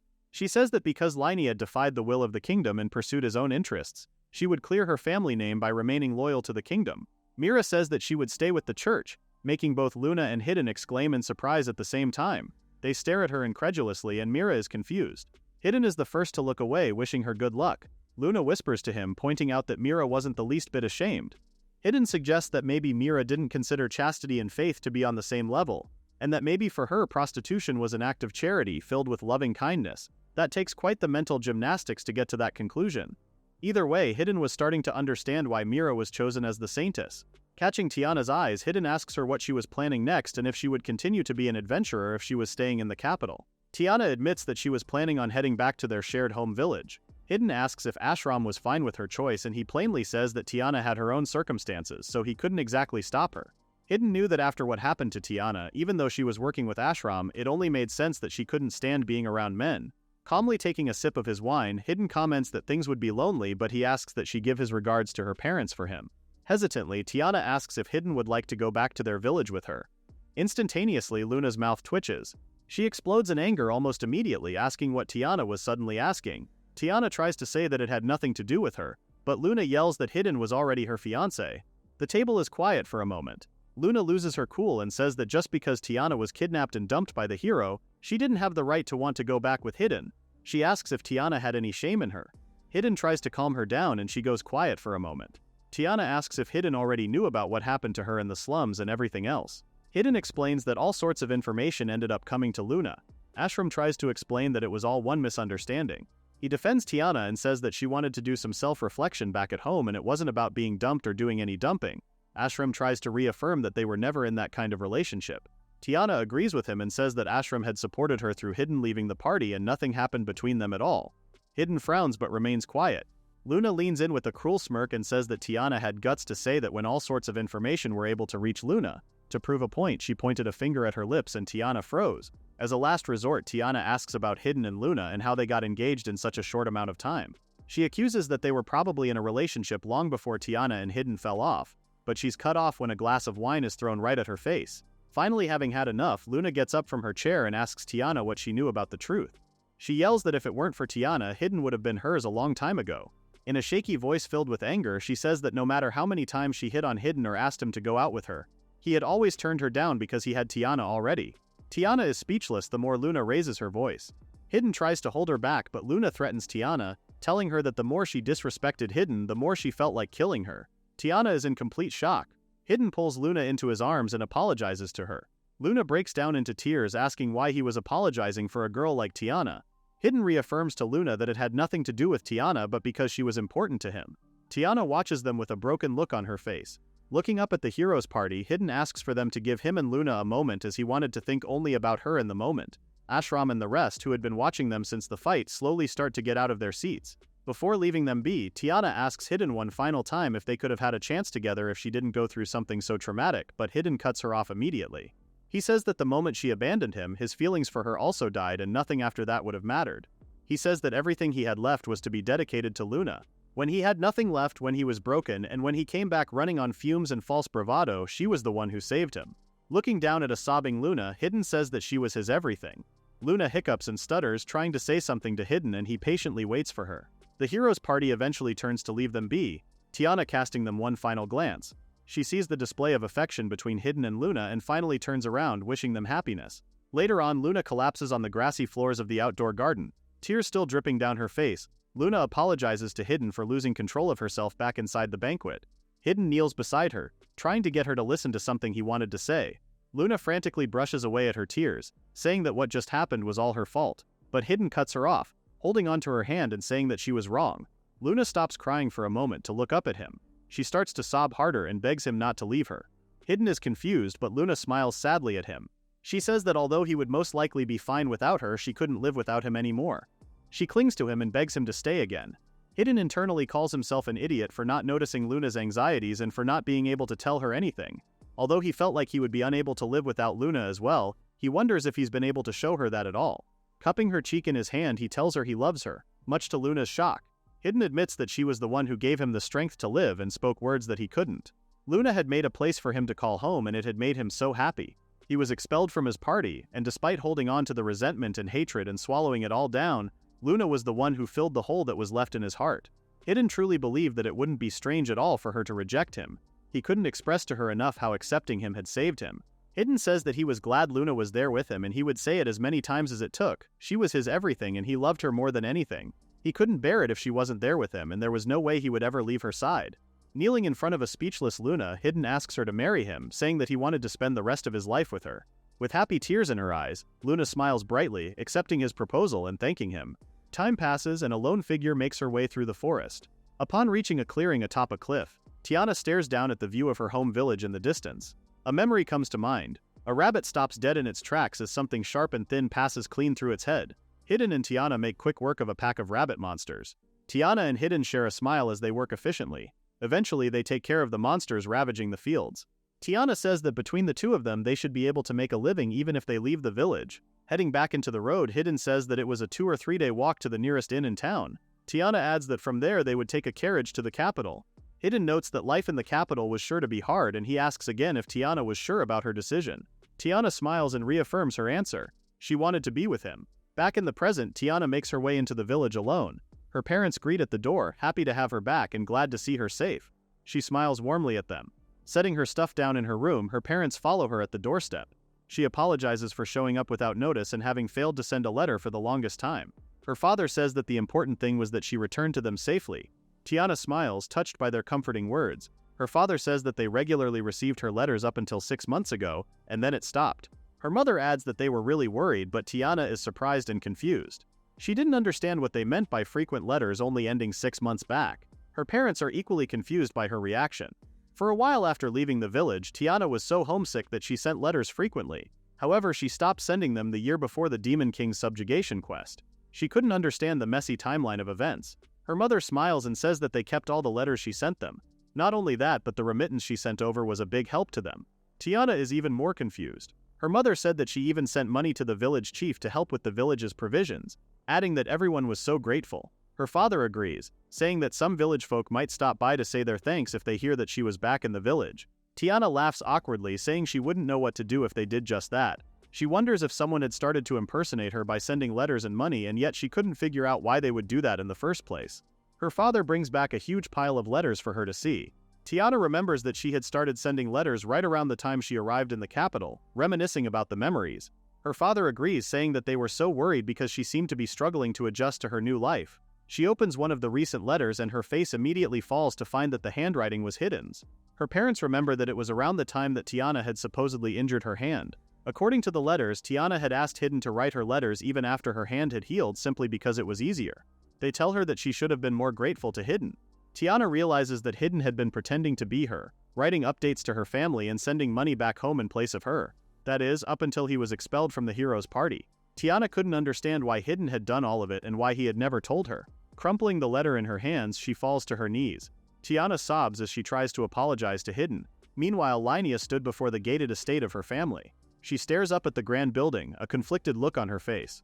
In the end, the world she had been living in was nothing but an illusion. The numerous crimes of Langot, deceiving the people all this time, were brought to light and their house was disbanded. She wonders who had obtained the documents that served as proof and then killed her father, but she had her suspicions. She was sure that it was Hidden. Meanwhile, Ashram puts on a set of armor, a dejected look on his face. Internally, he thinks that Hidden was right. He should have been more cautious of the evil within people. He had told himself that it had nothing to do with him, and he looked away from the evil that was right beside him. As a result, he had ended up banishing Hidden from their party. Linnea thought that back then the party really did have the resolve to protect the people. To bear a false name in secret and kill someone the way that Hidden had, Linnea couldn't have done it, even if she was ordered to. But Hidden had that resolve. Linnea had nothing to say to him anymore. However, once she had cleared her name, she would offer him her apology and gratitude. Later on at the Dark Guild Jafita, Luna's clothes are carefully laid out on the bed. She mutters that the joke was taken a little too far. Hidden looks up to see Luna standing before him, embarrassed as she wore a wedding dress. She says that it was ironic that someone like her was wearing a pure white wearing dress. Hidden quickly disagrees, saying that angels and goddesses were meant to look good in white, and Luna was his goddess. Luna freezes in shock, the red on her cheeks refusing to go away. She asks him incredulously if his personality had completely changed. Hidden worriedly asks if he should tone it down. Luna says that she didn't quite mind, but sitting on Hidden's lap it was turning her on. Hidden kisses her forehead, saying that her crude choice of words worked just fine for him. When he pulls away, he says that Luna was the most beautiful person in the world, and that meant he was the luckiest man in the world. Brother just cranked up the Riz factor to a straight 100. Luna exclaims that he surely changed too much. Unbeknownst to them, their racket could be heard by the staff below them, who were pretending not to hear. There's a pause between them before Hidden brings up that he wanted to ask her a question. Luna teases Hidden, asking if he wanted to know the secret to her beauty. Hidden blankly says that although he would love to hear it, he was sure that she didn't have to do anything to be beautiful. Brother is being way too smooth. Luna quickly changes the subject, asking what he really wanted to ask. Hidden admits that he didn't know what part of himself she fell for. If there was a reason, he wanted to know. Luna smiles softly at his question. She began to laugh as she thought of a good explanation. She says that although she was going to leave out some key details, the biggest reason was that he looked so miserable. That's definitely one way to look for your soulmate. Hidden looks at her incredulously. Luna immediately falters at his reaction, scrambling for a good explanation. Hidden reassures her that he would wait for her answer. Luna explains that Hidden looked like he had completely written off his happiness. She adds that Hidden looked like he was fine with everything as long as everyone else was happy. Luna says that she was able to relate to that the very first time they met, as she was a bit of a goody two-shoes herself back then as well. Cupping Hidden's cheek, she continues that the feelings she felt slowly turned into certainty the more they spent time together. Hidden says that even now Luna was a good person, and she exclaims that that wasn't what she wanted to hear from him. She puffs out her cheeks at him for a moment before continuing that since then she decided that she would make Hidden the happiest person in the world. With that, she leans in and kisses him deeply. Eventually, time passes in a flash and it's 2 years later. At the royal capital, a loud voice rings out through the plaza. It says that the knowledge brought from the Demon Kingdom had truly brought immense profit to their nation, but ever since the peace treaty was signed, tools made with monster materials have become widespread. Surrounding townspeople listen with complete focus. A preacher concludes that the peace accord and the culture exchange was nothing but an invasion by the Demon Kingdom. The townspeople start to grow uneasy, wondering if it was true. If the demons really were connected to the monsters and they cut off the supply, they would be in big trouble. Suddenly, a soldier yells from the edge of the crowd, telling everyone to calm down as the man's words were nothing but baseless accusations. The soldier in question was Ashram. A few moments before, a group of soldiers marched down the streets of the royal capital. The one leading them says that it was their turn to speak up. A group of preachers were giving a speech in the square, claiming the current peace treaty was an invasion by the demons. The other soldiers chat amongst themselves as they walk. One of them comments that if it was the usual crowd, they never seemed to learn their lesson. Another says that if they tied them down, the preachers would quickly go quiet. A soldier at the front warns the other two of their words. At the far back of the group of soldiers, Ashram listens as one of the soldiers says that it was only the truth that they needed to beat the preachers badly to teach the bad guys a lesson. Ashram's face was pained as he listened to the conversation. 2 years had passed since the signing of the peace treaty with the Demon Kingdom. It had been 2 years since they failed to defeat the Demon King. Since then, Ashram had protected the country as a military police officer in the capital. They eventually reached the square with the group of preachers. As the other soldiers quickly subdued the group, Ashram worked hard to reassure the crowd that the kingdom was working hard to improve the lives of all the citizens. He continues to say that their relationship with the Demon Kingdom was an element of that and nothing else. The surrounding townspeople continued to talk amongst themselves, still uneasy. Ashram wondered if the crowd even believed what he was saying. Suddenly, the preacher giving the speech called out to Ashram from the ground. Recognizing him as the hero, Ashram freezes in place. The man mocks Ashram, saying that the hero who was meant to oppose the Demon Kingdom was now nothing more than a patrolman, calling it a downfall. Ashram stays quiet, his expression pained. He watches silently as his fellow soldiers bound the group and led them away. The day eventually comes to an end. While other soldiers call out to Ashram to join them for drinks, he turns them down and makes his way back home. Ashram knew that the preacher was right. He had set out on a journey to defeat the Demon King and failed. Worse than that, he had hurt so many precious people along the way. Back then, around the time their journey began to fall apart after they banished Hidden, and as he supported Tiana through their journey, which had drastically become harder, he found himself falling for her. He knew that Hidden was her boyfriend, which is the first time I'm hearing about, not gonna lie, so Ashram never intended to come between them. But from the way she acted, he could tell that it was already over with Hidden, especially after the kiss they shared. That was why, as the person closest to her back then, he should have been the one to protect her. However, he could only watch from the sidelines as Linnea and Mira did what they could after what happened to Tiana. When that happened, he was determined to do everything he could to help her heal, but all he could do was earn money for their daily expenses, until the order to return finally came from the royal family. In the end, he couldn't do a single thing. Ashram eventually reached his modest home and set his stuff down. He sat down on a stool and sighed heavily. He guessed nothing really changed in just 2 years. He was constantly reminded of the difference between himself and Hidden. The day of the banquet, sometime after they had returned to the capital, Ashram finally learned that the one Tiana truly wanted was Hidden. He felt powerless, able to do nothing more than watch from the sidelines. Ashram felt a maddening jealousy towards Hidden. At that time, he realized he wasn't nearly as good a person as he had imagined. He thinks he might have finally understood what Hidden had said. There were plenty of people filled with malice. Since he understood that, he's seen countless criminals, but he still had no idea how to tell the good people from the bad. Ashram's values were completely shattered and he couldn't keep up with his new reality. For the past 2 years, he spent most of his time alone. He barely even talked to Mira and Linnea except when they happened to run into each other. Ashram had become unable to place his heartfelt trust in anyone. He couldn't help but wonder, had he not banished Hidden that day, would he have been able to go on living as his old self? He who trusted people ended up alone. And Hidden, who suspected people, was now surrounded by them. The difference in their situations made him sick with envy. Ashram laughed bitterly to himself. He knew that he just couldn't be Hidden. Finishing his drink, he settles back into bed as he had to wake up early the next day. Closing his eyes, he hopes that he doesn't have the same nightmare he always did. Meanwhile, in the palace, Linnea looks up as a servant of the queen calls for her, stating that she had been given a chance at redemption.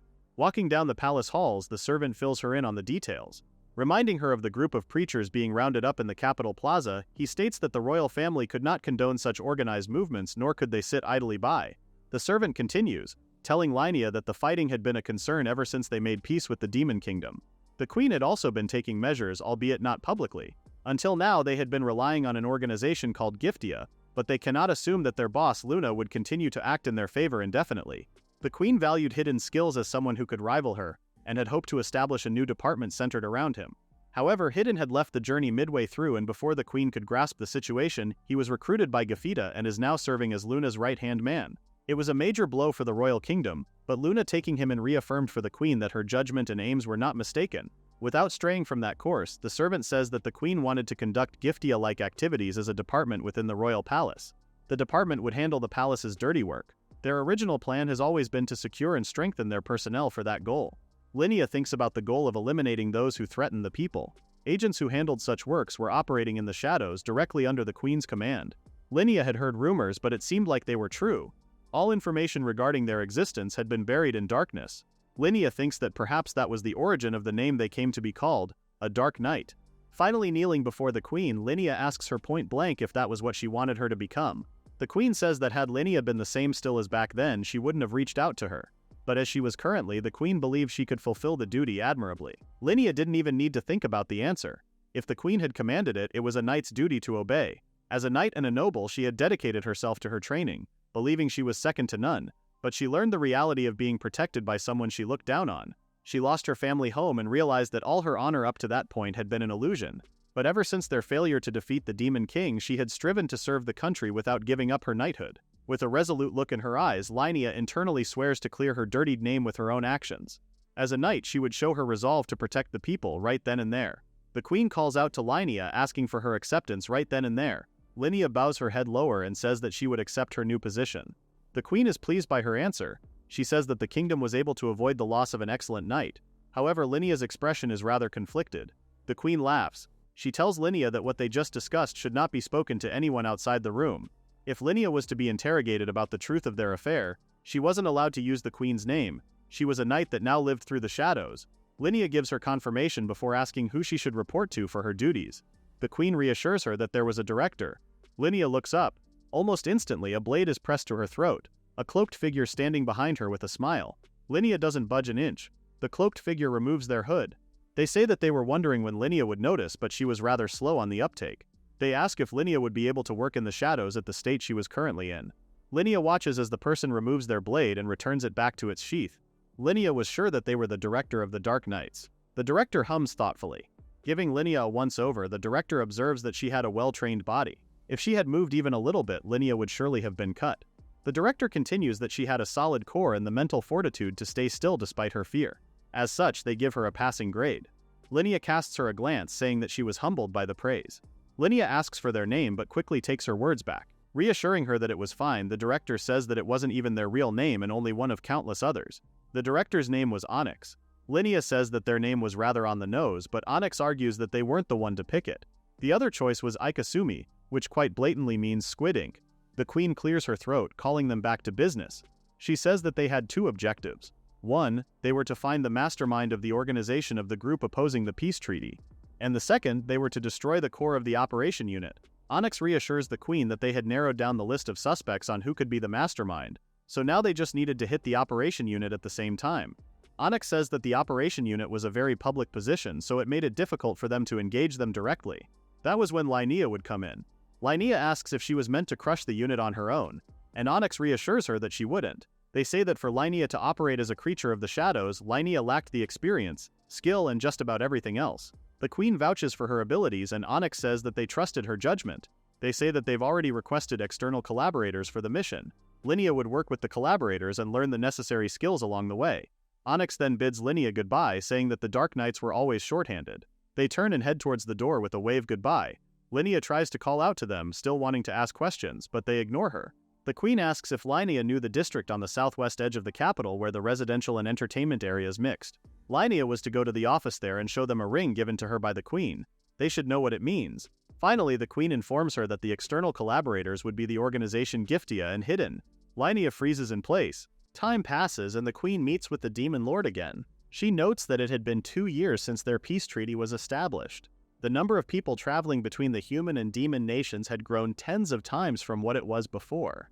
She was sure that it was likely the result of the trust built by the Accords as well as the various knowledge brought from Argandia, which had eased their aversion to them. Humming thoughtfully, the Demon Lord notes that as expected, the number of people using the open diplomacy as a cover for their misdeeds had also increased. The Demon Lord expects the Dark Guild Giftia to become a powerful peacekeeping organization that will connect and maintain the peace between their nations. Giftia had finally established a branch at the Demon Kingdom. Hidden and Luna were currently at the Demon Kingdom branch.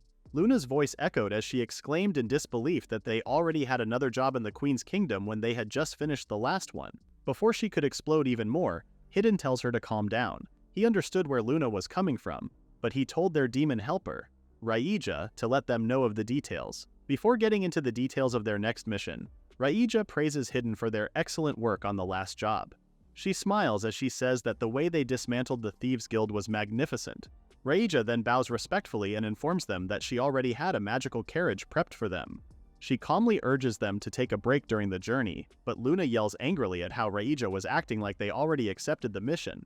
Raija says that despite Luna's words, the guild had already received a document signed by both the Demon Lord and the Queen. She hands them the files and Hidden looks them over. Luna angrily curses, saying she wanted to refuse the mission, but Hidden points out that they've just established their position there at the Demon Kingdom. To show that they could easily handle requests from the Demon Lord, they really couldn't turn down the job. Raija calmly tells them that the details of the mission were summarized in the files she gave them. However, the moment she suggests that they read the files on their way back to the Queen's Kingdom, Luna explodes in her face, pointing out that she had told them to take a break in the carriage just a moment ago. Hidden and Luna flip through the files detailing the mission quickly.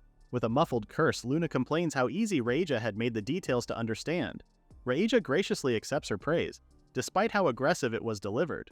Continuing to read through the document, Hidden notes that Raija had even looked into the finer details of the mission, such as the operations unit for the group opposing the peace treaty. He thanks her for her work and Raija's eyes widen. She smiles brightly, saying that if it was to lessen Hidden's burden, then it was the least she could do. At her words and expression, Luna immediately explodes in anger, if she isn't already angry enough anyway. Hugging Hidden's side, she says that Hidden was hers and she warns Raija from looking at him in such a loving manner. Raija quickly tries to reassure Luna that she simply admired Hidden from a purely professional standpoint. Luna disagrees, saying that it was clear what she was doing. Meanwhile, Hidden continues to pore over the mission files. According to the files, their new target was an adventurer from the guild. After the peace treaty with the Demon Kingdom, the daily lives of the citizens had changed dramatically. Technological innovations flowing in from the Demon Kingdom improved people's lives. However, nobles and merchants who suffered losses as a result pooled their funds to create a reactionary group. At the lowest level of the Cabal was an operations unit made up of thugs and delinquents, and it seemed like their ace member had been interfering with the activities of Giftia as well. Their job was to crush that ace unit. While being registered with the guild and belonging to an adventurer's inn, the target was part of the shady Cabal at the same time, and seemed to be working diligently for them behind the scenes. They preached the dangers of the demon race to sway public opinion, and at times they didn't hesitate to use violence to oppress and harm demons. There was no doubt that they were an enemy to peace and all that. Reading through more of the details, Hidden notes that they weren't given a lot of time as the deadline was a month, including travel time back. Raija tries to reassure them that she made meticulous arrangements to ensure that it wouldn't be a burden to them, but Luna cuts in, saying that that wasn't the biggest problem, adding that Raija should give them a vacation. Hidden asks Luna if there was anything else she didn't like about the mission's terms besides the tight schedule. Luna points out the person in the dispatched personnel slot. She says that the person was listed as their support. However, it was a condition that they must take the person into the field with them. Not only that, but they were strictly ordered to have the person follow their instructions. Luna complains that they were most likely trying to get the person some training experience. In the end, they would be carrying dead weight around with them.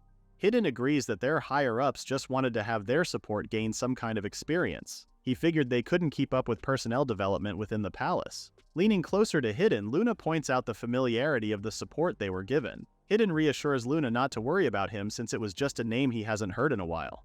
Luna makes him promise that if he didn't like these circumstances, Hidden would tell her straight away. Patting her head, Hidden promises not to lie to her, nor to fake his bravado. Seeing Raija staring at them, Luna sticks her tongue out at her, making the demon sigh in exasperation. Eventually, Hidden and Luna head back to the Queen's kingdom. On the carriage home, Luna comments that she found Raija impossible, and suggests that they fire her soon.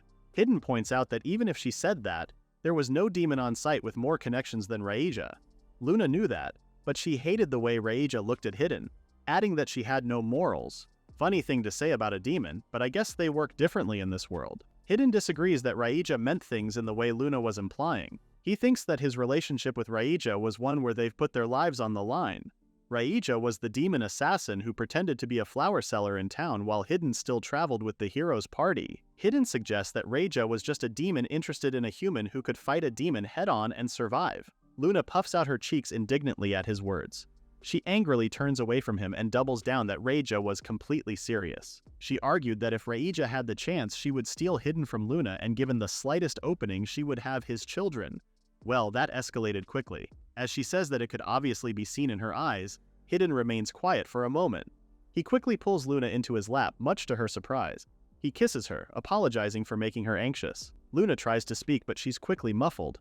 Hidden tells Luna that she was the only one for him and the only one he'd consider having a family with. Luna breaks off their kiss and says that once their branch office was officially established, they would start running things from headquarters. Until then, she promises to shower him with affection. Hidden expresses that he was looking forward to it, and their carriage continues on. Eventually, they arrive back in the main headquarters of Giftia. The receptionist welcomes them back as they enter. Hidden asks one of their staff if anything unusual happened besides what they heard from the monthly report. The man greets him and reassures him that everything was perfectly peaceful. As Hidden and Luna head to the second floor, Hidden thinks that if the faction related to the mission really existed, something should be happening. But there was no sign that Giftia had been troubled. Hidden comes to the conclusion that either they had an insider or they were being pressured. He decides to look into the matter later. The moment they enter their room, Luna collapses onto the bed, exhausted. Hidden decides to make some time for Luna to properly get some rest. Hidden says that he would handle the investigation and Luna could get some rest. However, she groans and says that she would go with him. Hidden reasons that they got back home late and without taking any breaks, so he understood if she slept until morning. Luna frowns before she flips around in bed to face him and says that if she went to bed, he had to be beside her. Hidden smiles and says that if that was the case, he would get some rest too. Luna throws her arms around him and suggests they get a shower first, but their conversation is quickly disrupted by a knock on the door. The receptionist hesitantly peeks into the room, apologizing for disturbing them. Immediately, Luna explodes, saying that if she was really sorry, she could come back tomorrow. Hidden, much more calmly, suggests that the reception return the next day if it wasn't anything too important. The receptionist tells them that a woman was looking for the boss if they've already returned, but Luna gets angrier and orders her to tell the woman they weren't back yet. The receptionist reasons that the woman had a certain ring with her. Immediately, Luna is struck silent, but she still looks very pissed. Wondering if the woman really was an envoy from the Queen, Luna is annoyed that she didn't have the common sense not to visit at such a late hour. Luna tells the receptionist to make the woman wait for an hour because they would be taking a shower first. The receptionist quickly follows her orders and makes her exit. Luna comments that she was going to punch the Knight envoy, but Hidden tries to calm her down, saying that the Knight might also be in a hurry too. Luna adds that she would be grateful if the Knight brought some info they didn't have beforehand, but Hidden says that that was probably asking too much as he hadn't taught the Knight even a couple of things of how they operated. Luna says that it wouldn't have mattered what he taught a total amateur like her, comparing it to giving a pig some pearls. However, since the Knight was still an envoy from the Queen, Luna suggests that they needed a shower if they were going to meet her.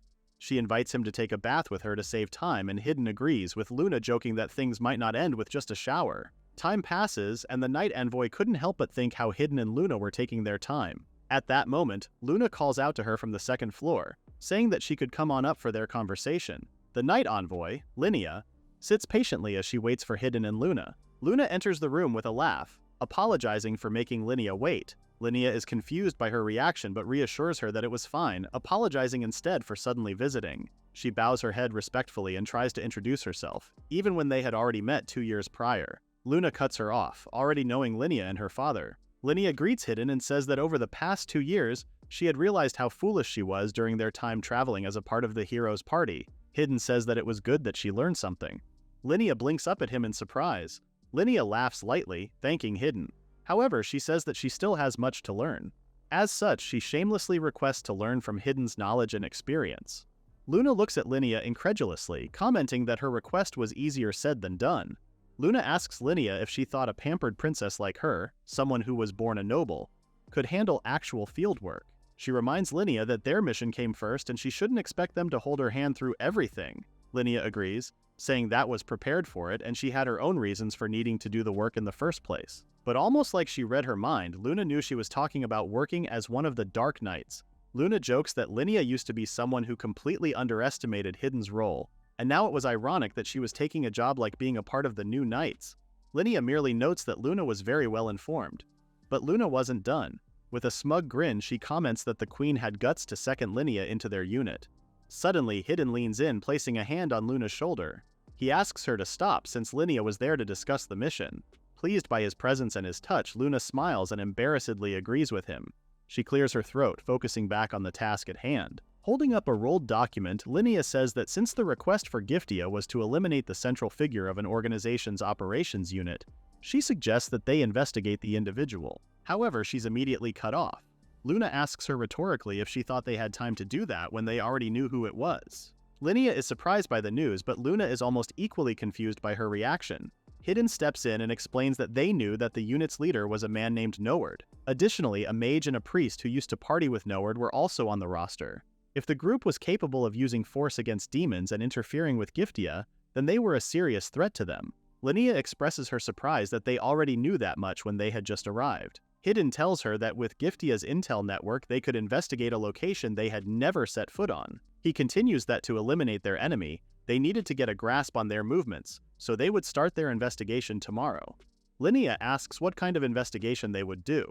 Hidden reminds her of their journey a while back to slay the Demon Lord, and how they protected towns and villages from monster attacks. During that time, they gathered information from locals to narrow down the monsters' locations and then hunted them. Their investigation this time would work on the same principle. Linnea is concerned that they would end up alerting their targets, but Hidden quickly reasons that that was why they couldn't be obvious. They had to listen to idle chatter in taverns, fish for rumors and small talk, and they had to do it naturally so it didn't look like they were asking prying questions. Finally, Hidden tells Linnea to change out of her usual armor when doing intel work and instead wear something normal. To really dig the idea in, Luna tells Linnea that if she showed up tomorrow in a dress, she would send her flying. Linnea swears that she understood, but Luna rolls her eyes, not quite convinced but also not pushing it. Hidden resorts to saying that they would check her dress code tomorrow. Only one thing truly mattered, and it was to make everyone around her think that she was a simple town girl. She only had to focus on that. Linnea swears to do as told. Eventually, their meeting ends and Linnea takes her leave. As Hidden watches her go, he decides that it would be for the best that she didn't do any talking tomorrow. The skill to naturally draw out information took experience and a quick mind. Just having Linnea observe would be enough to fulfill their obligation to the Queen. Luna comes up to Hidden with a sly smile and asks if he was really only planning on just investigating. He pulls her close and promises her that they would also be settling a score while they were at it. Luna squeals in delight before suggesting that Linnea could observe the interview. With a dark look in his eyes, Hidden says that they should find and have a talk with the traitor in Giftia. Luna says that there was no doubt that the manager who greeted them the moment they got back to the guild was no doubt the mole. Hidden agrees, pointing out how, despite not telling anyone they were returning home, the man greeted them without a hint of surprise. That could only mean he was ready to see them. Not only that, but his lackluster report that nothing had changed during their time away was also suspicious. And so, for their meeting with Linnea, they intentionally used the reception room and he took the bait perfectly. Luna and Hidden flop into the bed together. Luna calls the manager an idiot, pointing out that the smartest move would have been to post a lookout instead and skip town in the middle of the night. However, Hidden says that because the man knew Linnea was coming with them, he got greedy and thought he could outsmart them. Luna says that thing might have worked out for the best anyway. Thanks to Linnea, they managed to lure out the fool. Hidden comments that he felt sorry for whoever had to train him. The next day, Linnea comes back to Giftia in a more casual outfit.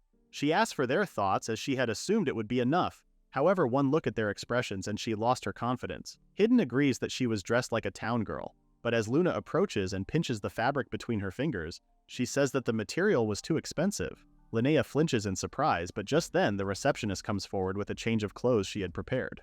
They eventually head out to town. The bell to an inn clatters as Hidden pushes the door open. Immediately, an older gentleman takes notice of him. The man asks Hidden if he was finally rejoining the adventurers, adding that they would welcome him back with open arms. Hidden says that it was a tempting offer, but he was there for something else instead. Glancing behind him, Luna immediately understands his intentions and sticks to his side. Hidden tells the man that since they were in the neighborhood, he wanted to introduce Luna to him as his beloved wife. Immediately, the man exclaims in shock at the news. As Luna lovingly embraces Hidden, the man repeats to the whole inn that Hidden had finally gotten married. All the other patrons are just as shocked, slamming their drinks back down on tables in disbelief. The whole inn explodes into chatter. A man is surprised it wasn't Tiana, but another quickly corrects him that Tiana and Hidden had broken up over 2 years ago. I'm still surprised they were an actual couple with how Tiana dropped him so quickly for the hero's party. Another adventurer mourns that despite not being married to Tiana, Luna still ended up being a total knockout. As Luna laughs merrily at their reactions, one more adventurer moans that Hidden seemed to get all the luck. Luna laughs, saying that the inn was full of interesting characters. Hidden agrees that they were also skilled, others more so than the rest. His eyes roam the inn, looking for someone, before he addresses the man again, asking if Noward and his group weren't around. The man lets out a sigh as he admits that although Noward and his party occasionally came by to pick up quests, they had seen a lot less of them for the past year. According to rumors, they had found a new source of income, but no one knew all the details. Hidden points out that with no recent work, the inn should have ended their contract already. This is a bit confusing, but I'm guessing the inn is sort of the local adventurers guild, and the contract in question is an adventurer contract. The man agrees with Hidden, but points out that it didn't seem like Noward and the rest were completely unwilling to take a job, so it was a tough call. From behind them, Linnea watched their exchange with complete focus. The man suddenly brings up that Noward and his group barged into the inn yesterday. It was late at night, long after the counter had closed. At his words, Hidden, Luna, and Linnea are immediately focused. The man tells them that even though they had told Noward and his party they were closed, they kept insisting they be given a long-distance job heading far from the capital, saying they didn't care about the reward and they wouldn't listen to reason. They just seemed like they were in a huge hurry. However, the man didn't have any jobs to offer them at the time. He told them he'd contact them if something came up, but they quickly left, saying that it would be too late by then. Hidden asks if they came by that morning, but the man assures him that they never came back, finding it quite the problem. Hidden knew they were trying to use a quest as a cover to skip town, but if they got exposed at the acceptance stage, it didn't make much of a difference. It simply showed how desperate they were. Hidden says that running an adventurer's inn was a lot of work, and although he couldn't do it himself, he would inquire with a few acquaintances instead. The man lights up at his words, saying that he was out of options, but Hidden's offer would be a huge help. Hidden tells him not to get his hopes up too high. As they bid each other farewell, Luna merrily greets the other adventurers around the inn as well. The moment they're out of the inn and in the streets once more, Linnea asks Hidden and Luna of their next move since they hit a dead end. Luna turns to Linnea incredulously again and roughly suggests she start trying to use her head. She tells Linnea that they actually got plenty out of their conversation and now they were going to dig deeper. Linnea looks unsure, offering that they should try asking around other adventurers' inns. Her idea wasn't necessarily bad, but it would be rather difficult. The man at the last inn they went to knew Hidden, so they could just ask about things casually. However, other places wouldn't just spill their internal affairs to them. Additionally, since Noward and his party couldn't take quests from other guilds anyway, they wouldn't be able to learn anything. Linnea wonders if they were possibly still in the capital, but Hidden assures her that they were long gone by then. If they were still in the capital, they would have checked for quests at the guild first thing that morning. What they needed now was information on where Noward and his group had gone. Luna pleasantly smiles, asking where they would get that information. Hidden plays along, saying that asking the source directly was always the fastest option, but his words make Linnea confused. Hidden brushes off her question and tells Luna that part of the reason he didn't put a tail on him the night before was that he already had something in mind. He tells them that they would get the story out while the man's memory was still fresh. Luna laughs, calling Hidden rather cruel.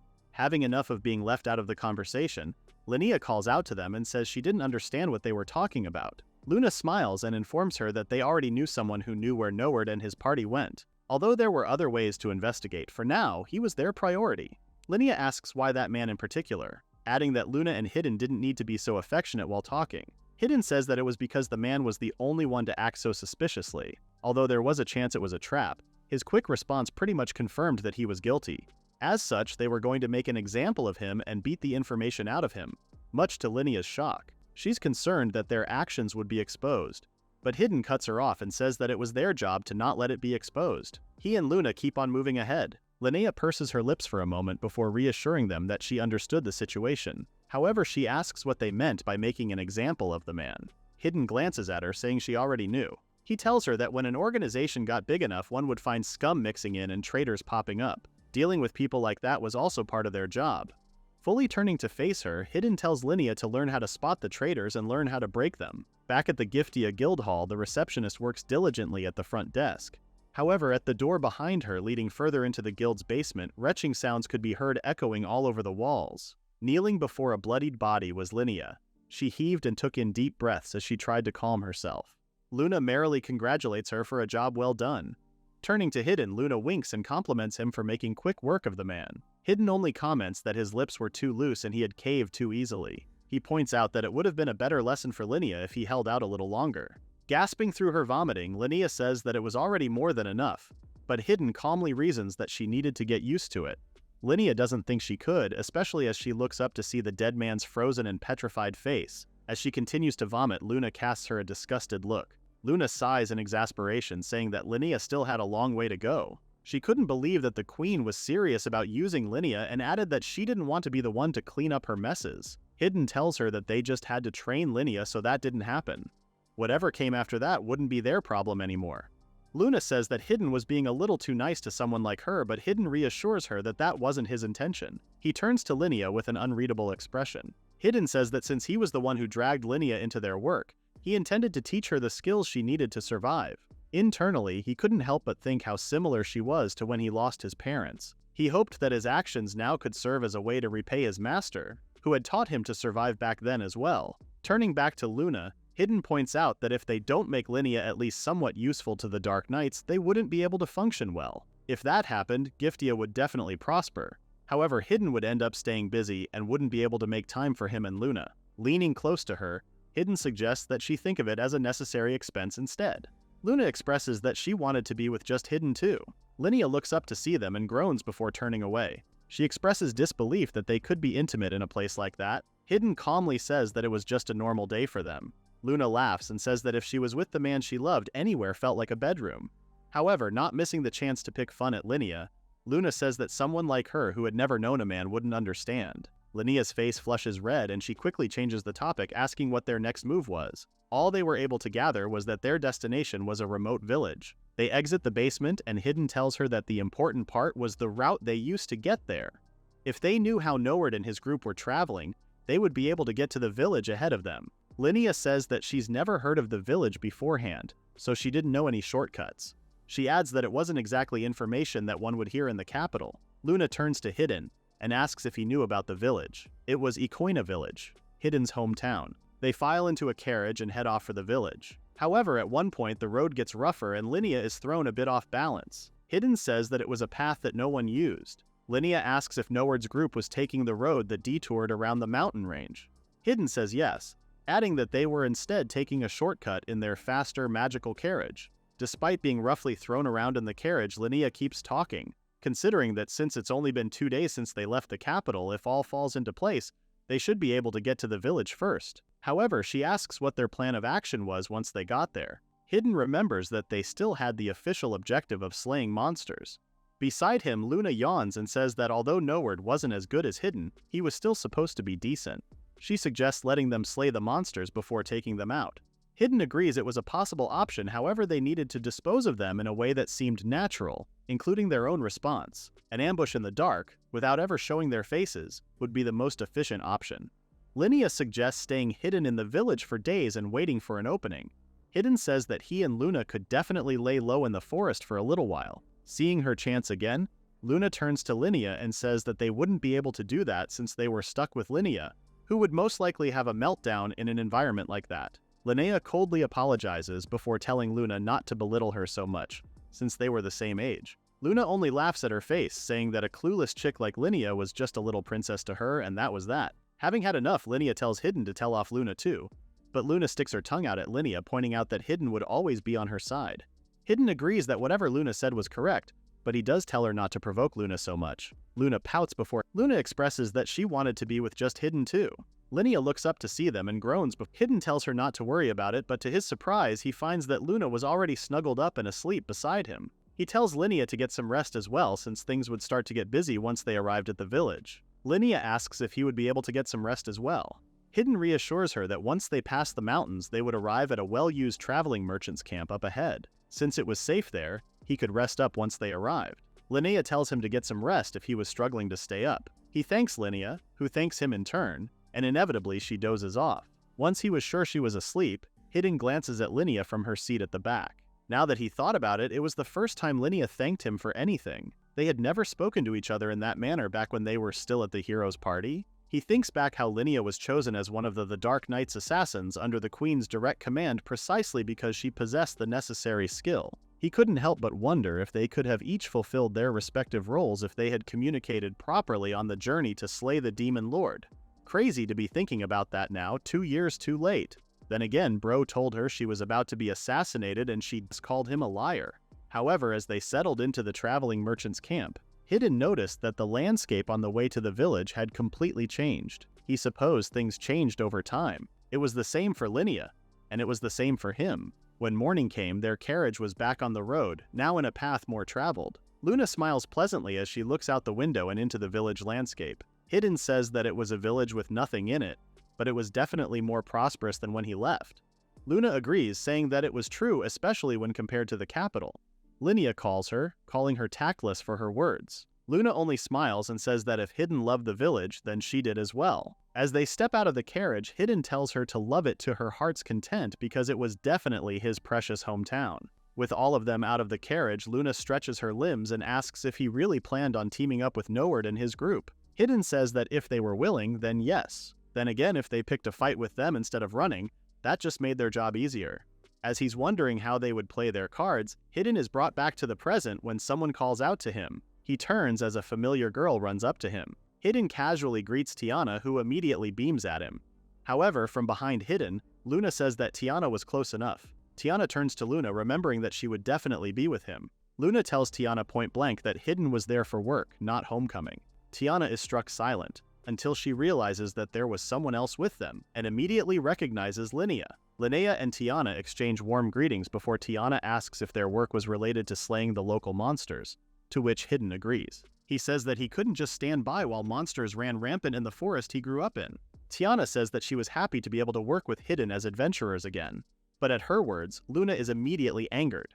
She tells Tiana that Hidden wasn't there as an adventurer, but as a member of their organization. To really drive it in, she adds that he was doing the job as her husband. Tiana argues back that they were doing the same thing as when they were both adventurers. Linnea tries to calm Tiana and Luna down, asking Hidden to say something, but Hidden's focus was preoccupied. Another carriage had just rolled into the village. Hidden calmly says that there seemed to be a mix-up in the quests, and another adventuring party had taken on the job, only now arriving. Disembarking the carriage, an adventurer expresses surprise to see Hidden there. It was Noward and his party.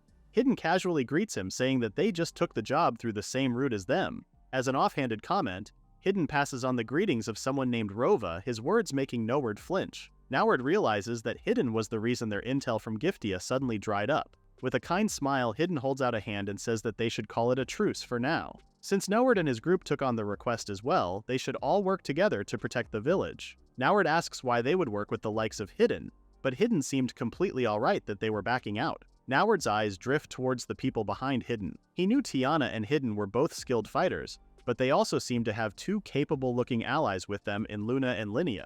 It was obvious to him that they came to target his party. However, it seemed like they wanted to complete the quest as well. Eventually, Noward lets out a short laugh and agrees. He smiles to himself as they had already made their own preparations to kill Hidden. Noward tells Hidden that they were planning to go on the hunt tonight. If Hidden agrees to join them, then surely they would come with them on the hunt. Immediately, Tiana tells them to wait. She argues that it was dangerous to start their hunt now. They should be well aware that monsters become more active at night. Noward says that that was exactly the reason they could make it work. However, for a split second, Noward has a cruel smile on his face that Tiana takes notice of but can't pinpoint the sudden reason for. Noward quickly goes back to normal and says that the conditions for the request emphasize that Tiana would participate in the hunt. Noward points out that if they went out, Tiana had no choice but to come along with them.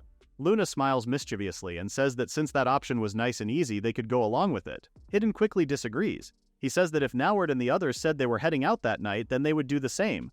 Noward smiles, glad that everything was settled, despite Tiana still trying to stop them. Tiana tells Hidden that they should minimize the risk, but Hidden shuts her idea down, telling her to just go along with their plan. Tiana tries to ask why he was pushing for it, but Hidden is already moving on ahead with Luna. Eventually, Tiana sighs and gives in. At the very least, she argues that they should stick together. She didn't want them getting ahead of each other or having any misunderstandings. Linnea listens quietly as Tiana continues to say that they would rest at an abandoned building near the forest until nightfall, then head out. Noward and his group smile at the suggestion. Tiana assures them that she would arrange it so meals could be prepared there, so they didn't do anything reckless. Later that night, as Noward, his party, and Tiana settle into the abandoned building, Tiana lets the others know that Hidden and the others were about to check out of their inn in the village so they would join later on. She was going to pick them up, but she warned Noward and the others not to do anything impulsively. Noward raises his hands in surrender, assuring her that they would only rest there until Hidden and the rest arrive. With a click of the door, Tiana was out of the building. The moment she was gone, Noward slams his fist on the nearest wall in anger, cursing Hidden. He thinks that Hidden had stolen his position as the guild's star and convinced Tiana, who he had his eye on, to leave the capital, from what he understood of what happened to her anyway. He calls Hidden an eyesore in every way. The party member with a mustache reassures Noward that this time around, it would be his win for sure. The larger member agreed, adding that everything turned out just as Roba had said it would. Noward smiles as he agrees, but he says that he wasn't just following Roba's instructions. Noward had received word from Roba, the insider, and made the arrangements on the way to the village. He opens a small bag clipped to his belt and produces a corked vial. Noward was sure that Hidden would definitely come after them, even if they tried to flee somewhere remote. So Noward prepared some poison as a countermeasure. They would mix poison into the meal once everyone ate. Noward and his party would get by with an antidote and paralyze Hidden and the others. If they abandoned Hidden in the forest afterward, the monsters would take care of him. That way they get revenge and eliminate the hindrance. Noward couldn't care less about the monsters appearing in the village. It wouldn't affect their lives or income at all. Noward asks the party member with facial hair if he was sure that he didn't grab the wrong medicine, and although he stutters, he reassures Noward that he got the right one. Quickly changing the subject, the party member couldn't help but think how Hidden had nothing but top-quality women with him. I see that the men in this story besides Hidden and Ashram are actually horrible. Taking one of the vials from his companion, the larger party member grins as he says that this was their chance. Once they nailed the party with the drug, they were set. Noward agrees, saying that after getting rid of Hidden, they would tie up the women with him and leave the village under the cover of night. After that, they could do whatever they wanted. The larger party member wonders about Linea's chest. The guy is a pervert, and I'm doing my best to tone whatever he's saying down. My apologies. His companion is amazed he could tell even with all the armor on, and the other member proudly says that he was drooling just imagining what he could do. Again, a complete freak. His companion suddenly gets up and warns not to put anything weird in the vials, and the larger member quickly apologizes as he wipes away his drool. He reasons that they would end up mixed with something weird in the first place, but Noward warns that if they put it in now, there was a chance the other members would notice. He continues to tell them their plan. They would put the poison directly into the pot during the meal. If they did it casually, no one would think it was anything but seasoning. They wouldn't suspect for a second that they were putting poison straight into the pot. The larger member asks if it would really work, since if the situations were reversed, their party wouldn't eat food Hidden and the rest would make. Noward reassures him that Tiana was the one who provided the ingredients and they were also eating the same thing. And if Hidden and the rest still wouldn't eat, they would simply urge them under the pretense of working with them. Which honestly just makes things sound even sketchier, if it ever reached that point. Like he would basically be saying, eat this or else we won't work with you. The larger party member compliments Noward for his thinking as it felt like he was a true villain. Noward smiles and says that it was only standard procedure for him. He begins to make quick work of the ingredients provided for their dinner. The party member with a mustache asks what he was cooking and Noward says that it was a special soup simmered with spices and chicken. The man compliments him for his top-notch cooking skills, but Noward scoffs and says that his flattery wouldn't get him much more than stew. Internally, he was focused only on assassinating Hidden by that night. Later on, they make their way down the forest path. Hidden's group walked up front, followed by Tiana in the middle, and Noward's party at the very back. Luna skips joyfully as she comments how good the stew was. She was surprised that Noward had that kind of talent. Linnea agrees that it went beyond simple home cooking, and it was at a level where they could even open up a shop. Noward smiles, saying that if that was what Linnea thought, then he didn't mind making it for her again. Tiana glances back at Noward's group, her expression rather concerned. Noward only returns a smile. Hidden smiles and says that he appreciated the meal and would like to enjoy the flavor again. Noward yells that Hidden wasn't included in the offer. Hidden turns to him with the same smile, wondering why he wasn't allowed when he wasn't planning on stealing the recipe or anything. Noward only laughs, saying that the recipe had nothing to do with it, and the taste came completely from skill. Internally, Noward thinks that it was about time the poison kicked in. Not only that, they were close to monster territory already. Hidden smiles brightly at Noward, asking what was wrong and if he had decided to treat them to more stew again. But Noward could only think that Hidden was finally finished. Laughing at Hidden, Noward says that he should have gotten them more stew because it might have been his last supper. Hidden's smile doesn't falter for a moment as he says that he would take care to make sure it wasn't. Noward continues to laugh as he says that it would be nice if that was all it took. However, as he says that it was too late, he doesn't take notice of the drool sliding down the corner of his mouth or how his companions had fallen to the ground, and how he was quickly following suit. He collapses weightlessly to the ground. His mind fuzzy, he asks what was happening. His companions had completely gone silent. His voice slurred, he asked Hidden what he did to them. Holding up a familiar vial, Hidden calmly says that it looked like Noward had a pretty good idea, but the latter is unable to say anything from both shock and the poison. Hidden says that he took the antidote Noward's party had prepared. He switched the contents of the bottle completely. Noward couldn't believe it, but as he stutters, Luna steps on his face, saying that they easily saw through their little scheme. Noward continues to try and wail in despair. Hidden says that when they accepted Tiana's proposal, it became a certainty. Hidden had heard from Roba that Noward's party were going to try and frame them. As such, Hidden deliberately let Noward proceed with poisoning the food and join them later. The party was most likely tense to avoid getting caught, but people tended to focus solely on the moment they administered the poison. In that split second, Hidden retrieved the antidote and swapped it for fake ones. Dropping the emptied vials in front of Noward, Hidden explains that after that, while Noward and his party had drank plain water, Hidden and the rest had taken the antidote. From a bit of ways off, Tiana hesitantly calls out and makes sure that they were only going to capture Noward and the others.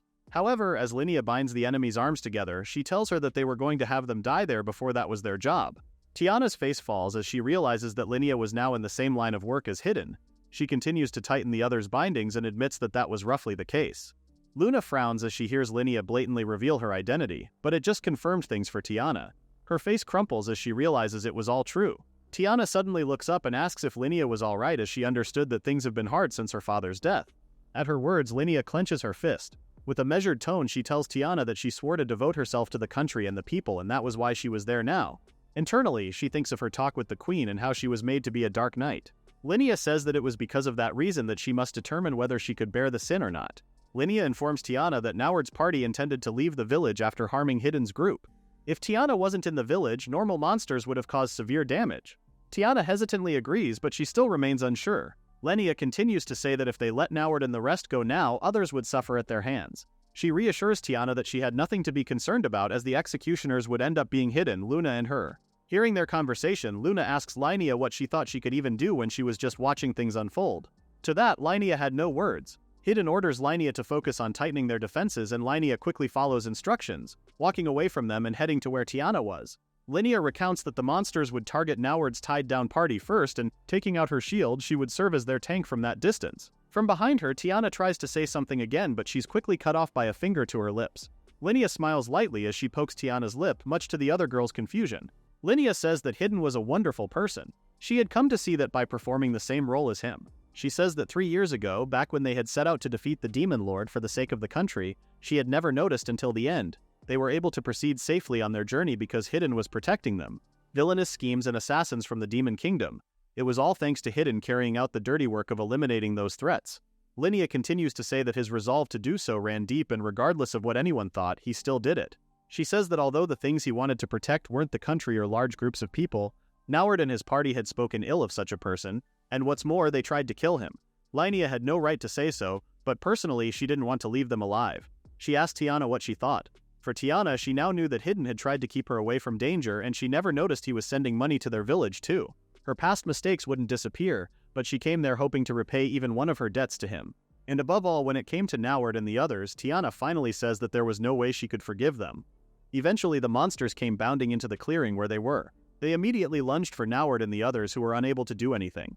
As the monsters made quick work of Noward and the rest, Linnea says that it's been a while since she and Tiana had teamed up like that. But with them together, she was sure that many monsters were no match for them. Tiana agrees, and as she takes out her necklace, she asks Linnea to protect her properly until her spell is ready. Linnea needed to draw them in as much as possible. Tiana begins to chant using her necklace as a guide as the monsters bound for them. Before the monsters could reach Tiana, Linnea easily blocks their way. Linnea clenches her fists tighter around the grip of the shield before using it to bash at the monsters, sending them flying. She continues to use it as both offense and defense against the beasts, keeping them in line. When a beast gets too close to her, its mouth ready to bite at her, its head is easily pierced by something thin and sharp. Hidden had thrown one of his weapons. With the blood of the monsters and the bodies of Noward and the rest scattered all around them, they slowly rise as Tiana gathers them around her staff. Hidden, Luna, and Linnea stop as Tiana finishes her spell. The blood from the ground pierces the monsters into place before burning everything into ashes with a terrifying explosion of flames. Back at the royal capital, at a nobleman's estate, a man walks down by the inner walls. His stroll is cut short when he steps on something wet that splashes over his shoes. He looks down, concerned and confused. He flinches to realize what he was seeing. The man shrieks in horror to find a half-rotting head of a man's corpse. The man quickly makes his way to his superior in the house, relaying the news of the dead body. However, his superior is hardly surprised, only telling him to hurry up and get it cleaned up. However, the man takes out an envelope and holds it out to his superior. Apparently, it was a sealed letter that was attached to the body. His superior thinks it's nonsense for a moment or some sort of prank, but opening the letter and reading its contents, his expression completely morphs into shock and panic. Meanwhile, at the castle, the queen asks her attendant what happened to the nobleman from before. Her attendant says that he hadn't come to the castle in several days. News is that he had completely shut himself up in his estate. The queen chuckles to herself. If the leader of the opposition stopped showing his face even without saying anything, the rest of their party would finally understand. The activity of the organizations opposing their peace with the Demon Kingdom had died down dramatically. Not only that, but in town rumors had spread that it was all thanks to the Dark Knights. Kneeling before the queen in her throne was Linnea. The queen had heard about the same rumors. With Linnea accomplishing her task smoothly, the queen says that she was glad she recommended her. Linnea thanks her for her praise, but her face is anything but reassured. Onyx laughs at her expression, saying that she had the look of someone who felt bad for being praised when she was totally useless during the time. Linnea frowns, but she admits that Onyx's insight was accurate, and that was exactly what she felt. Onyx goes quiet, her expression dark and unimpressed. Turning back to the queen, Linnea asks a request both from her and Onyx. The queen tells her to continue, but before she could say anything, Onyx remembers that Hidden was the one Linnea had gone on a quest with, which could only mean to her that Linnea wanted to be by Hidden's side, so she was going to request the queen to let her go on loan as part of her studies. Linnea admits that that was her request, but she wanted to disagree about Onyx's implications on her thoughts about Hidden. Linnea says that she was well aware that Onyx's group was short-handed, but Onyx cuts her off. Teasingly, she says that the perfect job they had for Linnea was serving tea. The queen quickly reprimands Onyx, who only sticks her tongue out playfully. Linnea seriously says that she didn't believe she could fill a void like that, but she's again cut off when the queen sighs. The queen says that since she would be entrusting her to outsiders and won't be involved, she won't be able to wait long for Linnea.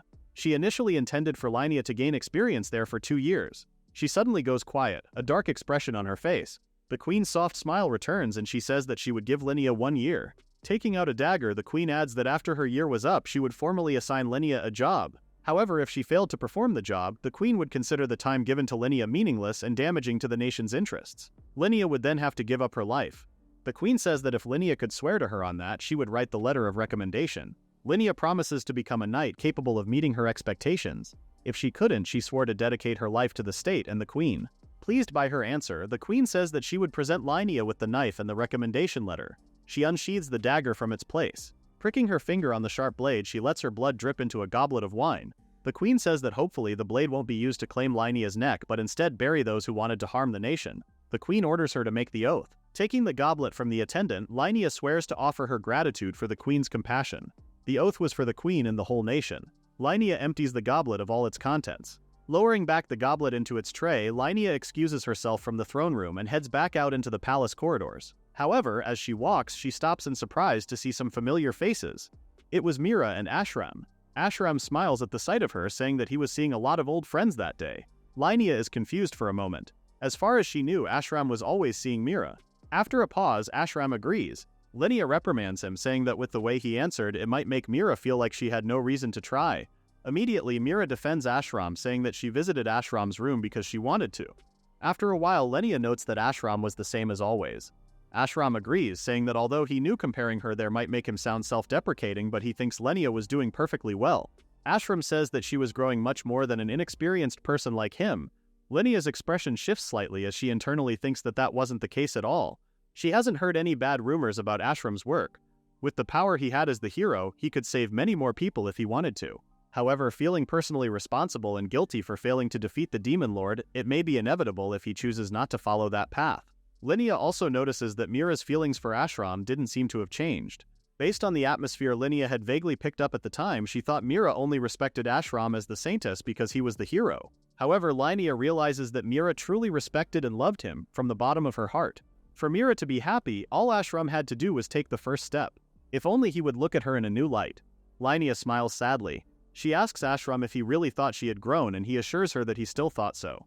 Linnea says that that was nothing but a misunderstanding and that she hadn't grown at all. Just like back then, the current situation is that she was being protected and helped by prudent people. Ashram says that it wasn't true at all. With a rather chilling look in his eye, he says that for him she looked enviably strong. Linnea says that she thinks it was because she met someone she could genuinely respect and rely on. Ashram admits that that was exactly what he was envious of. He couldn't seem to bring himself to rely on people or believe in them anymore.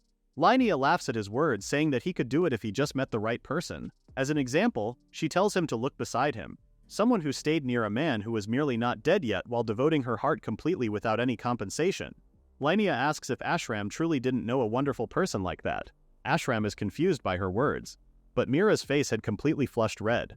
She immediately tells Linnea to cut it out, but with a cheeky smile, Linnea says that taking the first step was important. Turning around, Linnea bids a confused Ashram and an embarrassed Mira goodbye, saying that she had some urgent business to attend to. Meanwhile, at the Argandia Demon Kingdom, Luna lets out a sigh of relief as she and Hidden enter the guild headquarters. She stretches her body, remarking that since it was finally over, then it should surely shut up the people opposing the queen. Hidden adds that one barrier to diplomatic relations with Argandia had also disappeared in the process. Luna collapses on the bed, saying that although she wished she could have stayed in the royal capital a little longer if only she didn't have to rush back, Hidden says that since the job was done, she could finally rest. Once the report was over, they could finally take it easy. Taking off his coat, Hidden asks to sleep next to Luna, and she quickly makes room in the bed for him. As they cuddle in bed, Luna says that she wanted to take a whole month off with Hidden, and Hidden happily agrees. However, a sudden presence in the room with them frowns, saying that their decision to go on leave would be a problem. It was Renija.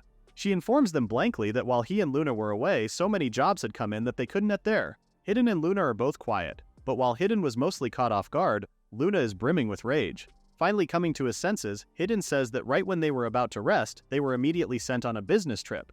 He calmly argues that if they didn't take a little vacation, Luna wasn't going to last.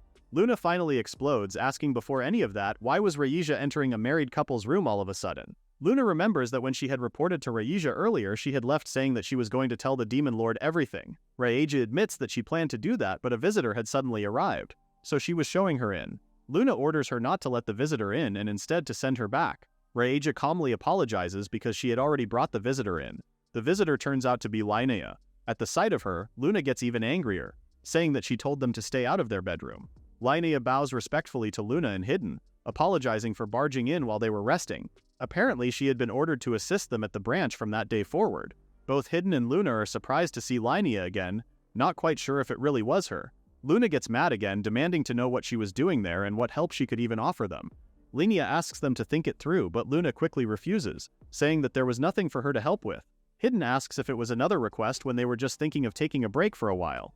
Linnea asks instead if they could give her a command since she would be working under them for a while. Luna grits her teeth in anger. She tells Linnea that she wasn't just playing house and she should think for herself. She reminds Linnea what happened that last time she set out on a journey with the same mindset. Linnea kneels down and pleads with them, saying she wanted to become stronger. She holds out the recommendation letter to them. Looking down at the paper, Luna clicks her tongue and asks if it had the Queen's signet. Linnea says that she thought that learning by their side was the best way to become stronger, so she asks again to allow her to stay near them. Luna wails in despair, but after some silence, Hidden agrees to the request, much to Luna's shock. Hidden says that when work came up, he would tell her then. But in the meantime, she would follow Raija's instructions. Raija smiles softly. Linnea thanks them both. Luna tackles Hidden, saying that she still hadn't accepted the request. She asks Hidden why he was agreeing to it, but Hidden reassures her that it could be an upfront investment for them. If someone in Lina's position grew, it would make things easier for them. Luna says that they would surely lose, and she makes him promise never to do stocks. Hidden agrees, adding that if it turned out that Lina was completely hopeless once they actually used her, Luna could discharge her from her combat forces. Hidden says that he was no good at managing people. Luna eventually agrees and Hidden thanks her. Raija excuses herself and Lina, saying that they would discuss the details later. Once outside, Lina lets out a sigh of relief. Seeing the bittersweet ones was definitely easier on her. I think she's referring to meeting Ashram and Mira compared to Hidden and Luna. Meanwhile, Luna and Hidden relax in their room. Luna says that in the end the hero's party was nothing but for show. She asks if they were parting ways with the spoiled brats. Hidden agrees, saying that as long as they operate behind the scenes they probably won't be meeting again. Luna smiles teasingly at Hidden and asks what they were going to do from now on. Hidden smiles at her lovingly before they share a kiss. Hidden promises to stay by Luna's side as there were things to do at Giftia. Luna didn't know how long Giftia would be needed, but as long as the world was full of malice, at least for now, they must exist as a necessary evil. Hidden says that he would carefully observe to see whether or not they become unnecessary. They're interrupted when Rayija knocks on the door and enters the room. Hidden is surprised at the speed of Rayija's work. Luna is angered because she had said beforehand that she wanted to rest for a bit. Rayija apologizes, but she says that she was delivering the summary as soon as possible. She calls out to someone named Nikita from outside the door and a half-canine girl enters. Nikita explains that for the request, the goal was to grasp the overall picture of the situation and settle it. Hidden asks what situation they meant, and Nikita explains that it was referring to human trafficking. Before the peace treaty was signed, they believed it was being conducted by black marketers in the Samanade Queendom and Argandia Demon Kingdom. Hidden and Luna asked that if there was no such organization or traffickers in Samanade, then did that mean they were operating within Argandia? Radega agrees, saying that that was what they believed. She adds that considering the gravity of the matter, they had received the request directly from the Queen. Not only her, but Argandia couldn't overlook such a situation either. Rayija asks Luna and Hidden to draw out the pus that infected the kingdom. Time passes and a cultural exchange banquet is held at the Argandia Demon Kingdom. In the ballroom of the palace, demon and human nobles are busy conversing with one another. Among them, demon women are huddled around a certain human. Linnea, pretending to be a normal human noble, smiles warmly as the women around her gush over her dress. One of the demon women marvels at the current fashion trend in the Samanade Queendom, adding that the use of color was quite bold and the draping was lovely. Although other human women seem to be wearing something similar, the difference truly came down to the skirt's design. Another woman adds that she loved how it flared out. It made the upper body look delightfully slim. Linnea says that it was difficult to show them, but she was wearing a smaller underskirt to give the skirt volume. The women are pleased. Linnea tells them that she would pass along the message when she returned to Samanade. Apparently, a new merchant caravan was scheduled to depart soon, so Linnea would have them bring some dress samples. If all goes well, she might even be able to bring a tailor along. The demon women are overjoyed, already looking forward to it. However, some of them were worried that the men would make sour faces about it. Although Linnea wears a sweet smile, her expression falls for only a moment. The women start laughing amongst themselves, asking what was the point of hoarding money if they had nothing to spend it on. Some of their husbands had brought swords they had never seen before. Through their conversation, Linnea smiles pleasantly. At some point, Linnea inserts into the conversation, saying that despite their words, the women surely still love their husbands. There's an odd expression on her face, but she agrees with Linnea. One of the demon women cuts into their conversation and asks if Linnea was still unmarried. Linnea freezes. She awkwardly looks away, saying that she was definitely getting to that age and she should really find a partner soon. The women reassure her that it was fine because once she was married, she would have to deal with all sorts of obligations and baggage. Linnea says that despite that, she was envious of their relationships. She hopes to find a wonderful gentleman for herself. Suddenly, Hidden comes up behind Linnea, bowing to her like a butler and apologizing for interrupting her conversation. Linnea flinches from his sudden appearance, but she stops herself in time from saying his name. She quickly gathers herself and pretends to be a noble lady again, laughing awkwardly. Hidden apologizes again, saying that a master was calling for Linnea to go to the lounge. Linnea notices the demon women around her looking at Hidden. She couldn't help but agree that Hidden looked good in his suit. Hidden looked at her, noticing her silence. Hidden calls out to Linnea again and snaps out of her thoughts. She bows to the demon women, asking to be excused, but they tell her to wait for a minute. They ask if Hidden was a servant of Linnea's household. Linnea is rather surprised by the question, but she hesitantly says yes. The demon women request that Hidden keep them company while Linnea is gone. Linnea is immediately hesitant. Put on the spot, she tries to make an excuse that Hidden was her father's attendant. But before she can say anything more, Hidden agrees to the demon women's request, much to Linnea's disapproval. Hidden cuts off Linnea's words, telling her to hurry back and he would return to his place as soon as he finished entertaining them. The women smiled, pleased that Hidden was very understanding, and they led him away. The group leaves Linnea alone and all she can do is watch them go in frustration. In the lounge, Linnea tells Luna everything that happened, leaving Luna in complete disbelief that Hidden had done something like that. She calls Linnea useless for just standing and watching. Linnea argues back that she was only ordered to disguise herself as a noble lady and gather rumors in demon high society, and since the demon ladies ordered Hidden to entertain him and he accepted himself, then it wasn't her fault. Luna says that that was exactly the point. Linnea was ordered to go on field training and she was supposed to act like a different person and gather intel. Luna couldn't believe that a noble would act so obedient, and says that Linnea should have dragged Hidden away, saying that she didn't raise him to serve other people. Linnea points out that a noble lady would never do something so vulgar, and Luna fires back that a human abusing their authority absolutely would. While I agree that some humans could be like that, isn't Linnea born into a noble family? Linnea argues that Luna was talking only about herself. Luna calls Linnea useless again and says that she wasn't cut out for their line of work. She offers that Linnea should just quit, but Linnea turns her back on her, saying that she wasn't quitting. Luna screams at her to get back out into the ballroom and take Hidden back. Having enough, Linnea yells at Luna to do things herself if Hidden was so important to her.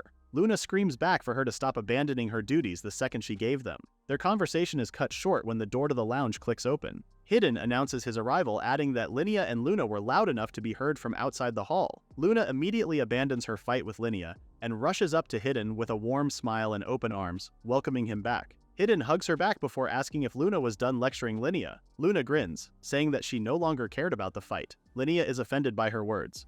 Ignoring her, Luna asks Hidden if he, for a lack of a better term here, screwed around with the demon ladies, pulling moves that he had only reserved for Luna. Linnea takes more offense, saying that noble women wouldn't do something like that. Linnea points out that they needed to build a good relationship with the demons moving forward, and Luna scoffs at the idea. She says that humans and demons were all the same, and women around that age had a lot of pent-up lust. Hugging Hidden tighter, Luna says that if someone good-looking like him was around, they would try to go for him. Not liking the idea, she asks Hidden again if he spent time with the demon ladies, and Hidden reassures her that he didn't. Linnea asks how he was able to get away if he didn't have to resort to something so drastic like what Luna was saying. Hidden explains that he just gave them some intel on the private lives of certain nobles. Linnea is confused. Luna smiles knowingly, saying that it was no wonder why the wives of the demon noblemen were so frustrated, but Linnea remained just as oblivious. Hidden finally tells her that it was related to the reason they were called into the demon kingdom. In the past, the demon nobles were the strongest, and the stronger the demon was, the more wives he had. However,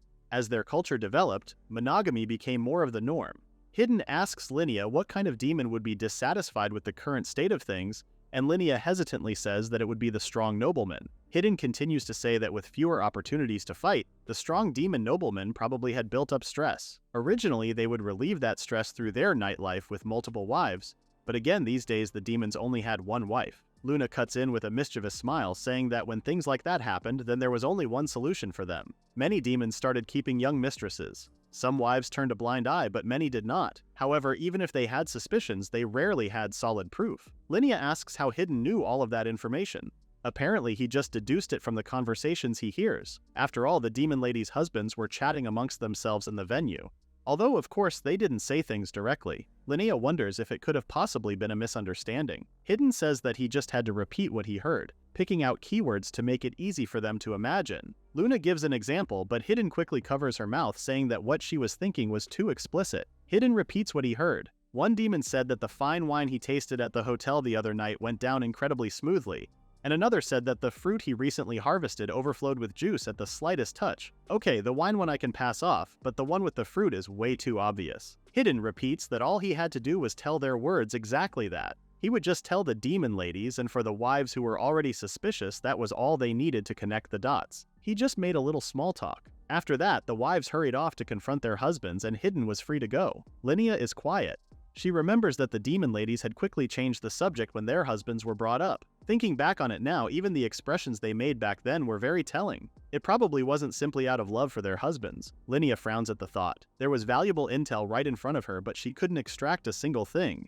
Seeing her expression, Hidden tells her not to let it get to her. They weren't exactly expecting much from her from the very start. As long as they didn't figure out she was a fake noble, then she did fine. Linnea thanked him, but she still looked down. Hidden suggests that she take a rest in the back for a bit, and he would call her when it was time for them to head out again. She takes him up on his offer, and she leaves the lounge and enters a private room. Taking off her dress, she collapses on the bed, deep in thought. Back in the lounge, Luna exclaims that Linnea was so pathetic. Hidden sat on one of the sofas with Luna on his lap. He was completely quiet. Luna suddenly changes the subject and says that he was being way too soft on Linnea. Hidden agrees, but he says that he knew what it was like to be in her shoes. Luna sees his point, but she was also talking about the things he was keeping from her. Hidden realizes that he was talking about the human trafficking problem. In truth, the demon noble's infidelity went beyond simply keeping mistresses. They were also getting their hands on human women and young girls. It was included in Railla's report, but it likely had started before the treaty and the improved relations. Corrupt merchants would sell the girls as merchandise, and the nobles of the country were buying them. As to what they expected,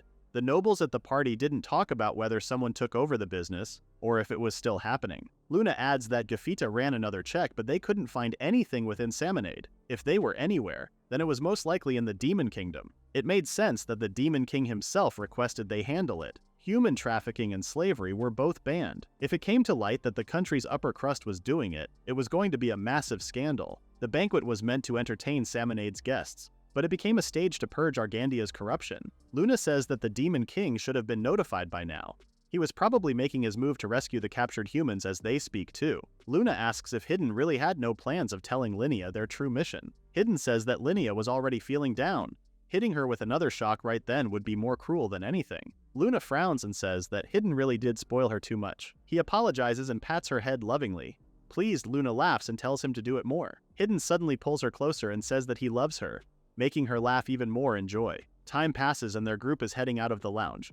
Luna leads the way, but before they can leave, Linnea asks if something was bothering Hidden. Hidden brushes off the question before changing the subject and asking if Linnea had finally calmed down. Linnea says that she had, adding that she had shown him a rather embarrassing side of herself. Luna quickly agrees that she did and Linnea shuts her down. With renewed determination, Linnea and the others leave the lounge. As they walk, Luna comments that things hadn't turned into a huge uproar. If anything, it was pretty quiet. Linnea is confused by her words, but she doesn't voice the question out loud. As they're about to turn a corner, Hidden tells Linnea and Luna to step back. A tall demon turns the corner before they can bump into one another. Noticing them, he stops them and asks for help. Hidden steps forward and offers to aid him. The demon says that it was his first time coming there. He heard that there was a walkway that overlooked the magnificent embroidered landscape on the Grand Hall's carpet. However, he hasn't been able to find the way up there, so he asks help from Hidden. Hidden says that since the banquet was still ongoing, it might be hard to see the carpet, but the demon quickly cuts him off and says that he didn't mind. Hidden nods and gives the demon the proper instructions. As they talk, Luna watches with a knowing smile. Eventually, the demon thanks them for their help. The demon suddenly says that Hidden seemed quite familiar with the hall's layout. Even as a demon, it was his first time setting foot there, and he had to ask for directions himself. Hidden is quiet for a moment. Eventually, he says that since his master, the noble lady Linnea, was visiting there, it was only natural that he familiarized himself with the premises beforehand. Accepting his answer, the demon agrees. He turns to Linnea with a smile and compliments her for having a fine servant. With that, the demon excuses himself and walks down the hall. When he's gone from their sights, Luna lets out a relieved sigh, saying that the demon was dangerous. Linnea is confused, saying that he was the perfect gentleman and a sweet old man. Unamused, Luna says that Linnea was blissfully ignorant. Linnea takes offense and asks if she was trying to pick a fight again. Luna casually says that she didn't pick on the weak, but Linnea insists that she was doing just that. Eventually, Luna tells Linnea not to let her guard down and asks if she was even observing him. Linnea says that she was, and Luna asks what the demon's cufflinks looked like. Thinking back on their conversation, Linnea remembers that they were emeralds set on silver. Hidden knew that the cufflinks held the crest of the Oraguria family, the head of the ducal houses. He turns back to where the demon had left. Hidden thinks that their conversation just now was merely a greeting, probably because Gafita had close ties to the Demon King. However, whether the Oraguria family was friendly or hostile toward the Demon King was unknown. Even if they pledged loyalty to the Demon King, it was impossible to tell from the outside if it was just a facade. Time passes and a new day begins. Luna sits on Hidden's lap as they take a break at an outdoor cafe. Luna says that yesterday's commotion hadn't spread to the streets yet. Hidden thinks that everyone was probably just waiting to see how things played out. Luna grins excitedly suddenly, saying that it was their first date in a while. Hidden agrees, saying that although the time given to them was short, a vacation was still a vacation. He suggests that they take it easy.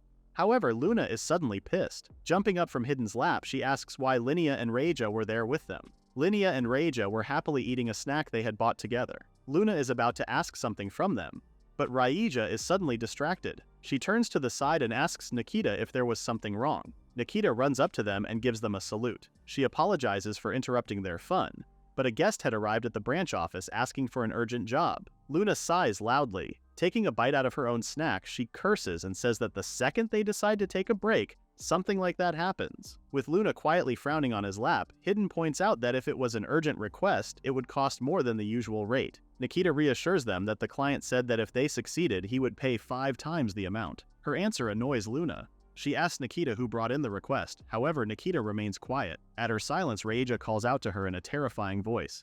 Nikita flinches in fear. Reija's eyes are deadly as she asks Nikita why she was staying silent. Nikita shudders in horror before quickly turning back to Luna. She bows her head low in apology before answering her question. The client was a man named Hardin Crossum, chairman of the Crossum Company. He was also someone everyone in the Demon Kingdom knew about. Raija bows low to Luna and apologizes, saying that despite ordering Nikita to show her the same respect she shows Raija, she still had a long way to go. Luna smiles and brushes off the apology, but she adds that it was okay as long as Raija was the one bowing her head every time she messed up. Raija doesn't lift her head right away, and combined with Luna's words, her expression grows more horrified. She eventually promises to be more careful. Linnea is quiet, rather deep in thought. Seeing her expression, Hidden asks Linnea if she knew Hardin. Linnea says that the man was famous enough that even people in Salmonade have heard of him. The Crossum Company ran many businesses across the Demon Kingdom. If the chairman of such an organization came to them with an urgent request, it surely must be serious. Hidden asks Nikita what the request was about. Nikita says that they were looking for someone, but they kept insisting they would only discuss the details in person. Hidden and Luna eventually get up from their seats. Hidden thinks that if it was something they could talk about casually, then they wouldn't have been so secretive. He wonders who could the Crossum Company be searching for so desperately. Their group heads back to the Giftia branch office. Upon arriving, Hidden finds himself meeting with their new client. The demon says that the person he wanted them to find was a human gem dealer. The demon was Hardin Crossum. Hidden couldn't help but think that the man certainly carried himself like the head of a major company. Not long after the Queendom's human trafficking came to light, Hardin had approached Hidden. Even if he came through a recommendation from the Demon King himself, depending on the details, they may not be able to accept the request. Hidden asks Hardin to tell him the details of their arrangement. Hardin calls over his secretary and the woman approaches Hidden with a copy of the contract. She tells him that negotiations began last month and the contract itself was finalized 2 weeks ago. After that, she met with them several times as the liaison. The secretary believes that the last time she saw them was 5 days ago. Hidden looks over the contract details. It wasn't as if he was lowballing them. If anything, the price seemed to be above the current market rate. Hidden supposed that that alone spoke about the quality of the gems. Hardin shows Hidden some of the jewels they received after signing the contract. As Hidden already knew, Hardin says that the Queendom's gemstone processing techniques were exceptional. He adds that their efficiency in mana transmission and storage was especially remarkable. The demand for gemstones in the Demon Kingdom had stabilized, so he had been negotiating with many people who were eager to sell off their stock quickly. However, Hardin never imagined that something like that would happen. Hidden asks if there was any delay in the down payment. Hardin says that he had his secretary deliver it the day after the contract was signed. If anything, the delay was in receiving some of the jewels afterward. Hidden asks if Hardin knew what caused the delay in their responses, and the secretary answers, saying that there was some trouble among their employees. Something about disputes over daily wages. Hardin adds that perhaps because of that, the number of jewels they received was lower than expected. In the end, they were supposed to receive a full wagon load with 200 gemstones in total, but it ended up like that. Hidden asks if their priority was finding the gem dealer.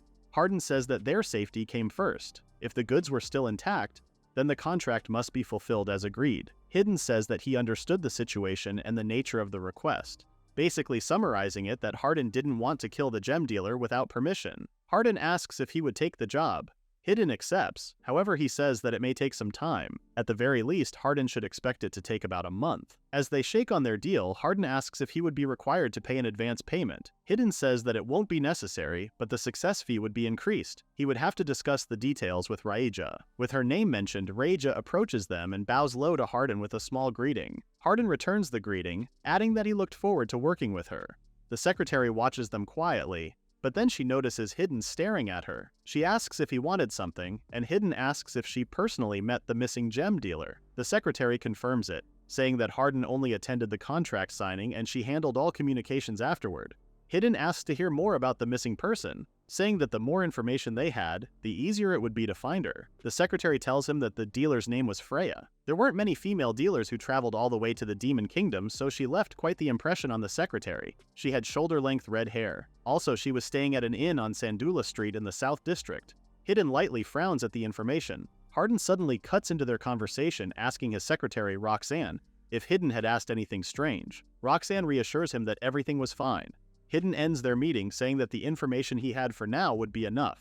If anything came up, he would contact them again. Hardin and Roxanne exit the room. Later on, Hidden sat on a sofa, reading through the documents. He knew that it all depended on how they moved next. Judging from how things went at the banquet the other day, Hidden wonders if he should entrust Linnea with a slightly more important role. With her head on his lap, Luna yawns loudly. She pouts up at him and Hidden immediately pets her head, making her pleased. Luna frowns just as quickly. saying that the whole situation was a pain in the ass. They were stuck in the middle of a conflict between demons and humans. Hidden agrees, adding that for the moment the only thing they can do is wait. Luna asks if Hardin really didn't notice anything. Thinking back on their conversation, Hidden believes he didn't. However, regardless of the reason, they were sure that the one clearly orchestrating the whole thing was the secretary, Roxanne. Luna says that just looking at the situation made it obvious who the suspicious one was. Hidden agrees, but with the way Roxanne acted, Hidden says that it wasn't hard to see how someone could fall for her and get manipulated. Hardin most likely made her his secretary because she was his type, but she took advantage of that. Since Hardin met the gem dealer during the contract signing, Roxanne probably got rid of Freya when the down payment was made. But the real issue was that a demon caused an incident involving humans, and now Giftia, the human side, are the ones who have to investigate it. Luna says that investigating the situation while worrying about public opinion was going to be a huge headache for them. If they were lucky, Giftia sides with humans when it really counts, would be what the people said. One wrong move and the problem could create a rift in the peace between both nations. She was also curious about why Giftia was pushed into the spotlight for something like that, but first, they had to find the dealer. Luna asks Hidden if he thinks Freya was still alive. He says that that was most likely the case since it would benefit the culprit more. If they wanted to stir up some hostility between humans and demons, keeping her alive works in their favor. Freya would claim she was kidnapped by demons, and Hardin could claim that the human merchant ran off without fulfilling the contract. But if dealing with her became too much trouble, they would probably kill her rather than keep her alive while they thought of their next move. Hidden thinks that if there was no political motive involved, there would be no reason to keep Freya alive in the first place. Luna asks if he's gathered his thoughts. Hidden says yes, but no matter what, they would have to move quickly. For now, they'll proceed under the assumption that Freya was still alive. Recovering the gems was also part of the request. He hopes that they could get information out of the mastermind somehow. If Roxanne was particularly obsessed with possessing the gems, there may be an opening there. Calling out to Reija, who was standing ready outside the door, Hidden tells her to call for Nikita and Linnea because he was going to start assigning jobs. Reija leaves to do as told, but on his lap, Luna looks up at him in disbelief. She sits up and asks, why not just have Reija handle the job? Hidden agrees that Reija's stealth skills were incredible, but she was still the Demon King's niece. Her face was too well known for her to move around the country freely. Instead, Hidden decides that Linnea would be the one to do the job. Time passes, and in the cover of the night, Linnea was dressed in commoner clothes. She was at the east entrance of Sandula Street, 7th Avenue, South District 3 at the Argandia Royal Capital. But currently, she was specifically right in front of the Juicy Turkey. She looks up at the building, wondering if she got the place right. She murmurs her script to herself. At that moment, she was supposed to be Rania, a traveling merchant. This was the inn where the missing gem dealer stayed. Her job was to stay there as a traveling merchant while gathering information. Swallowing hard, she grabs the doorknob and swings it open. Immediately, she's excitedly greeted by a small demi-human girl. The girl asks if Linnea was a human guest. However, as she continues to speak, Linnea zones out, her expression conflicted and troubled. She only snaps out of her thoughts when the girl asks if she was all right. Linnea quickly reassures her that she was okay, and the girl brightens up. Once more, she welcomes Linnea to the Juicy Turkey Inn. The demi-human girl asks if she was there to have a meal or staying for the night. Linnea says that she was staying over and asks if they had any rooms available. The girl reassures her that they did, opening a guest book. The girl tells her to sign her name and asks how she would like her meals. She informs Linnea that Sandula Street was famous for its restaurants. Every place there served food that they were proud of. However, of course she recommended their tavern the most. Linnea decides to dine in the Juicy Turkey for the night and tomorrow. She could try other places before deciding what she liked best. She asks for the girl's thoughts and she thanks her for considering the inn. She holds up Linnea's room key and her meal ticket for the day. The girl tells Linnea to just hand the ticket over at the tavern and she could exchange it for any meal she liked. Her room was on the second floor,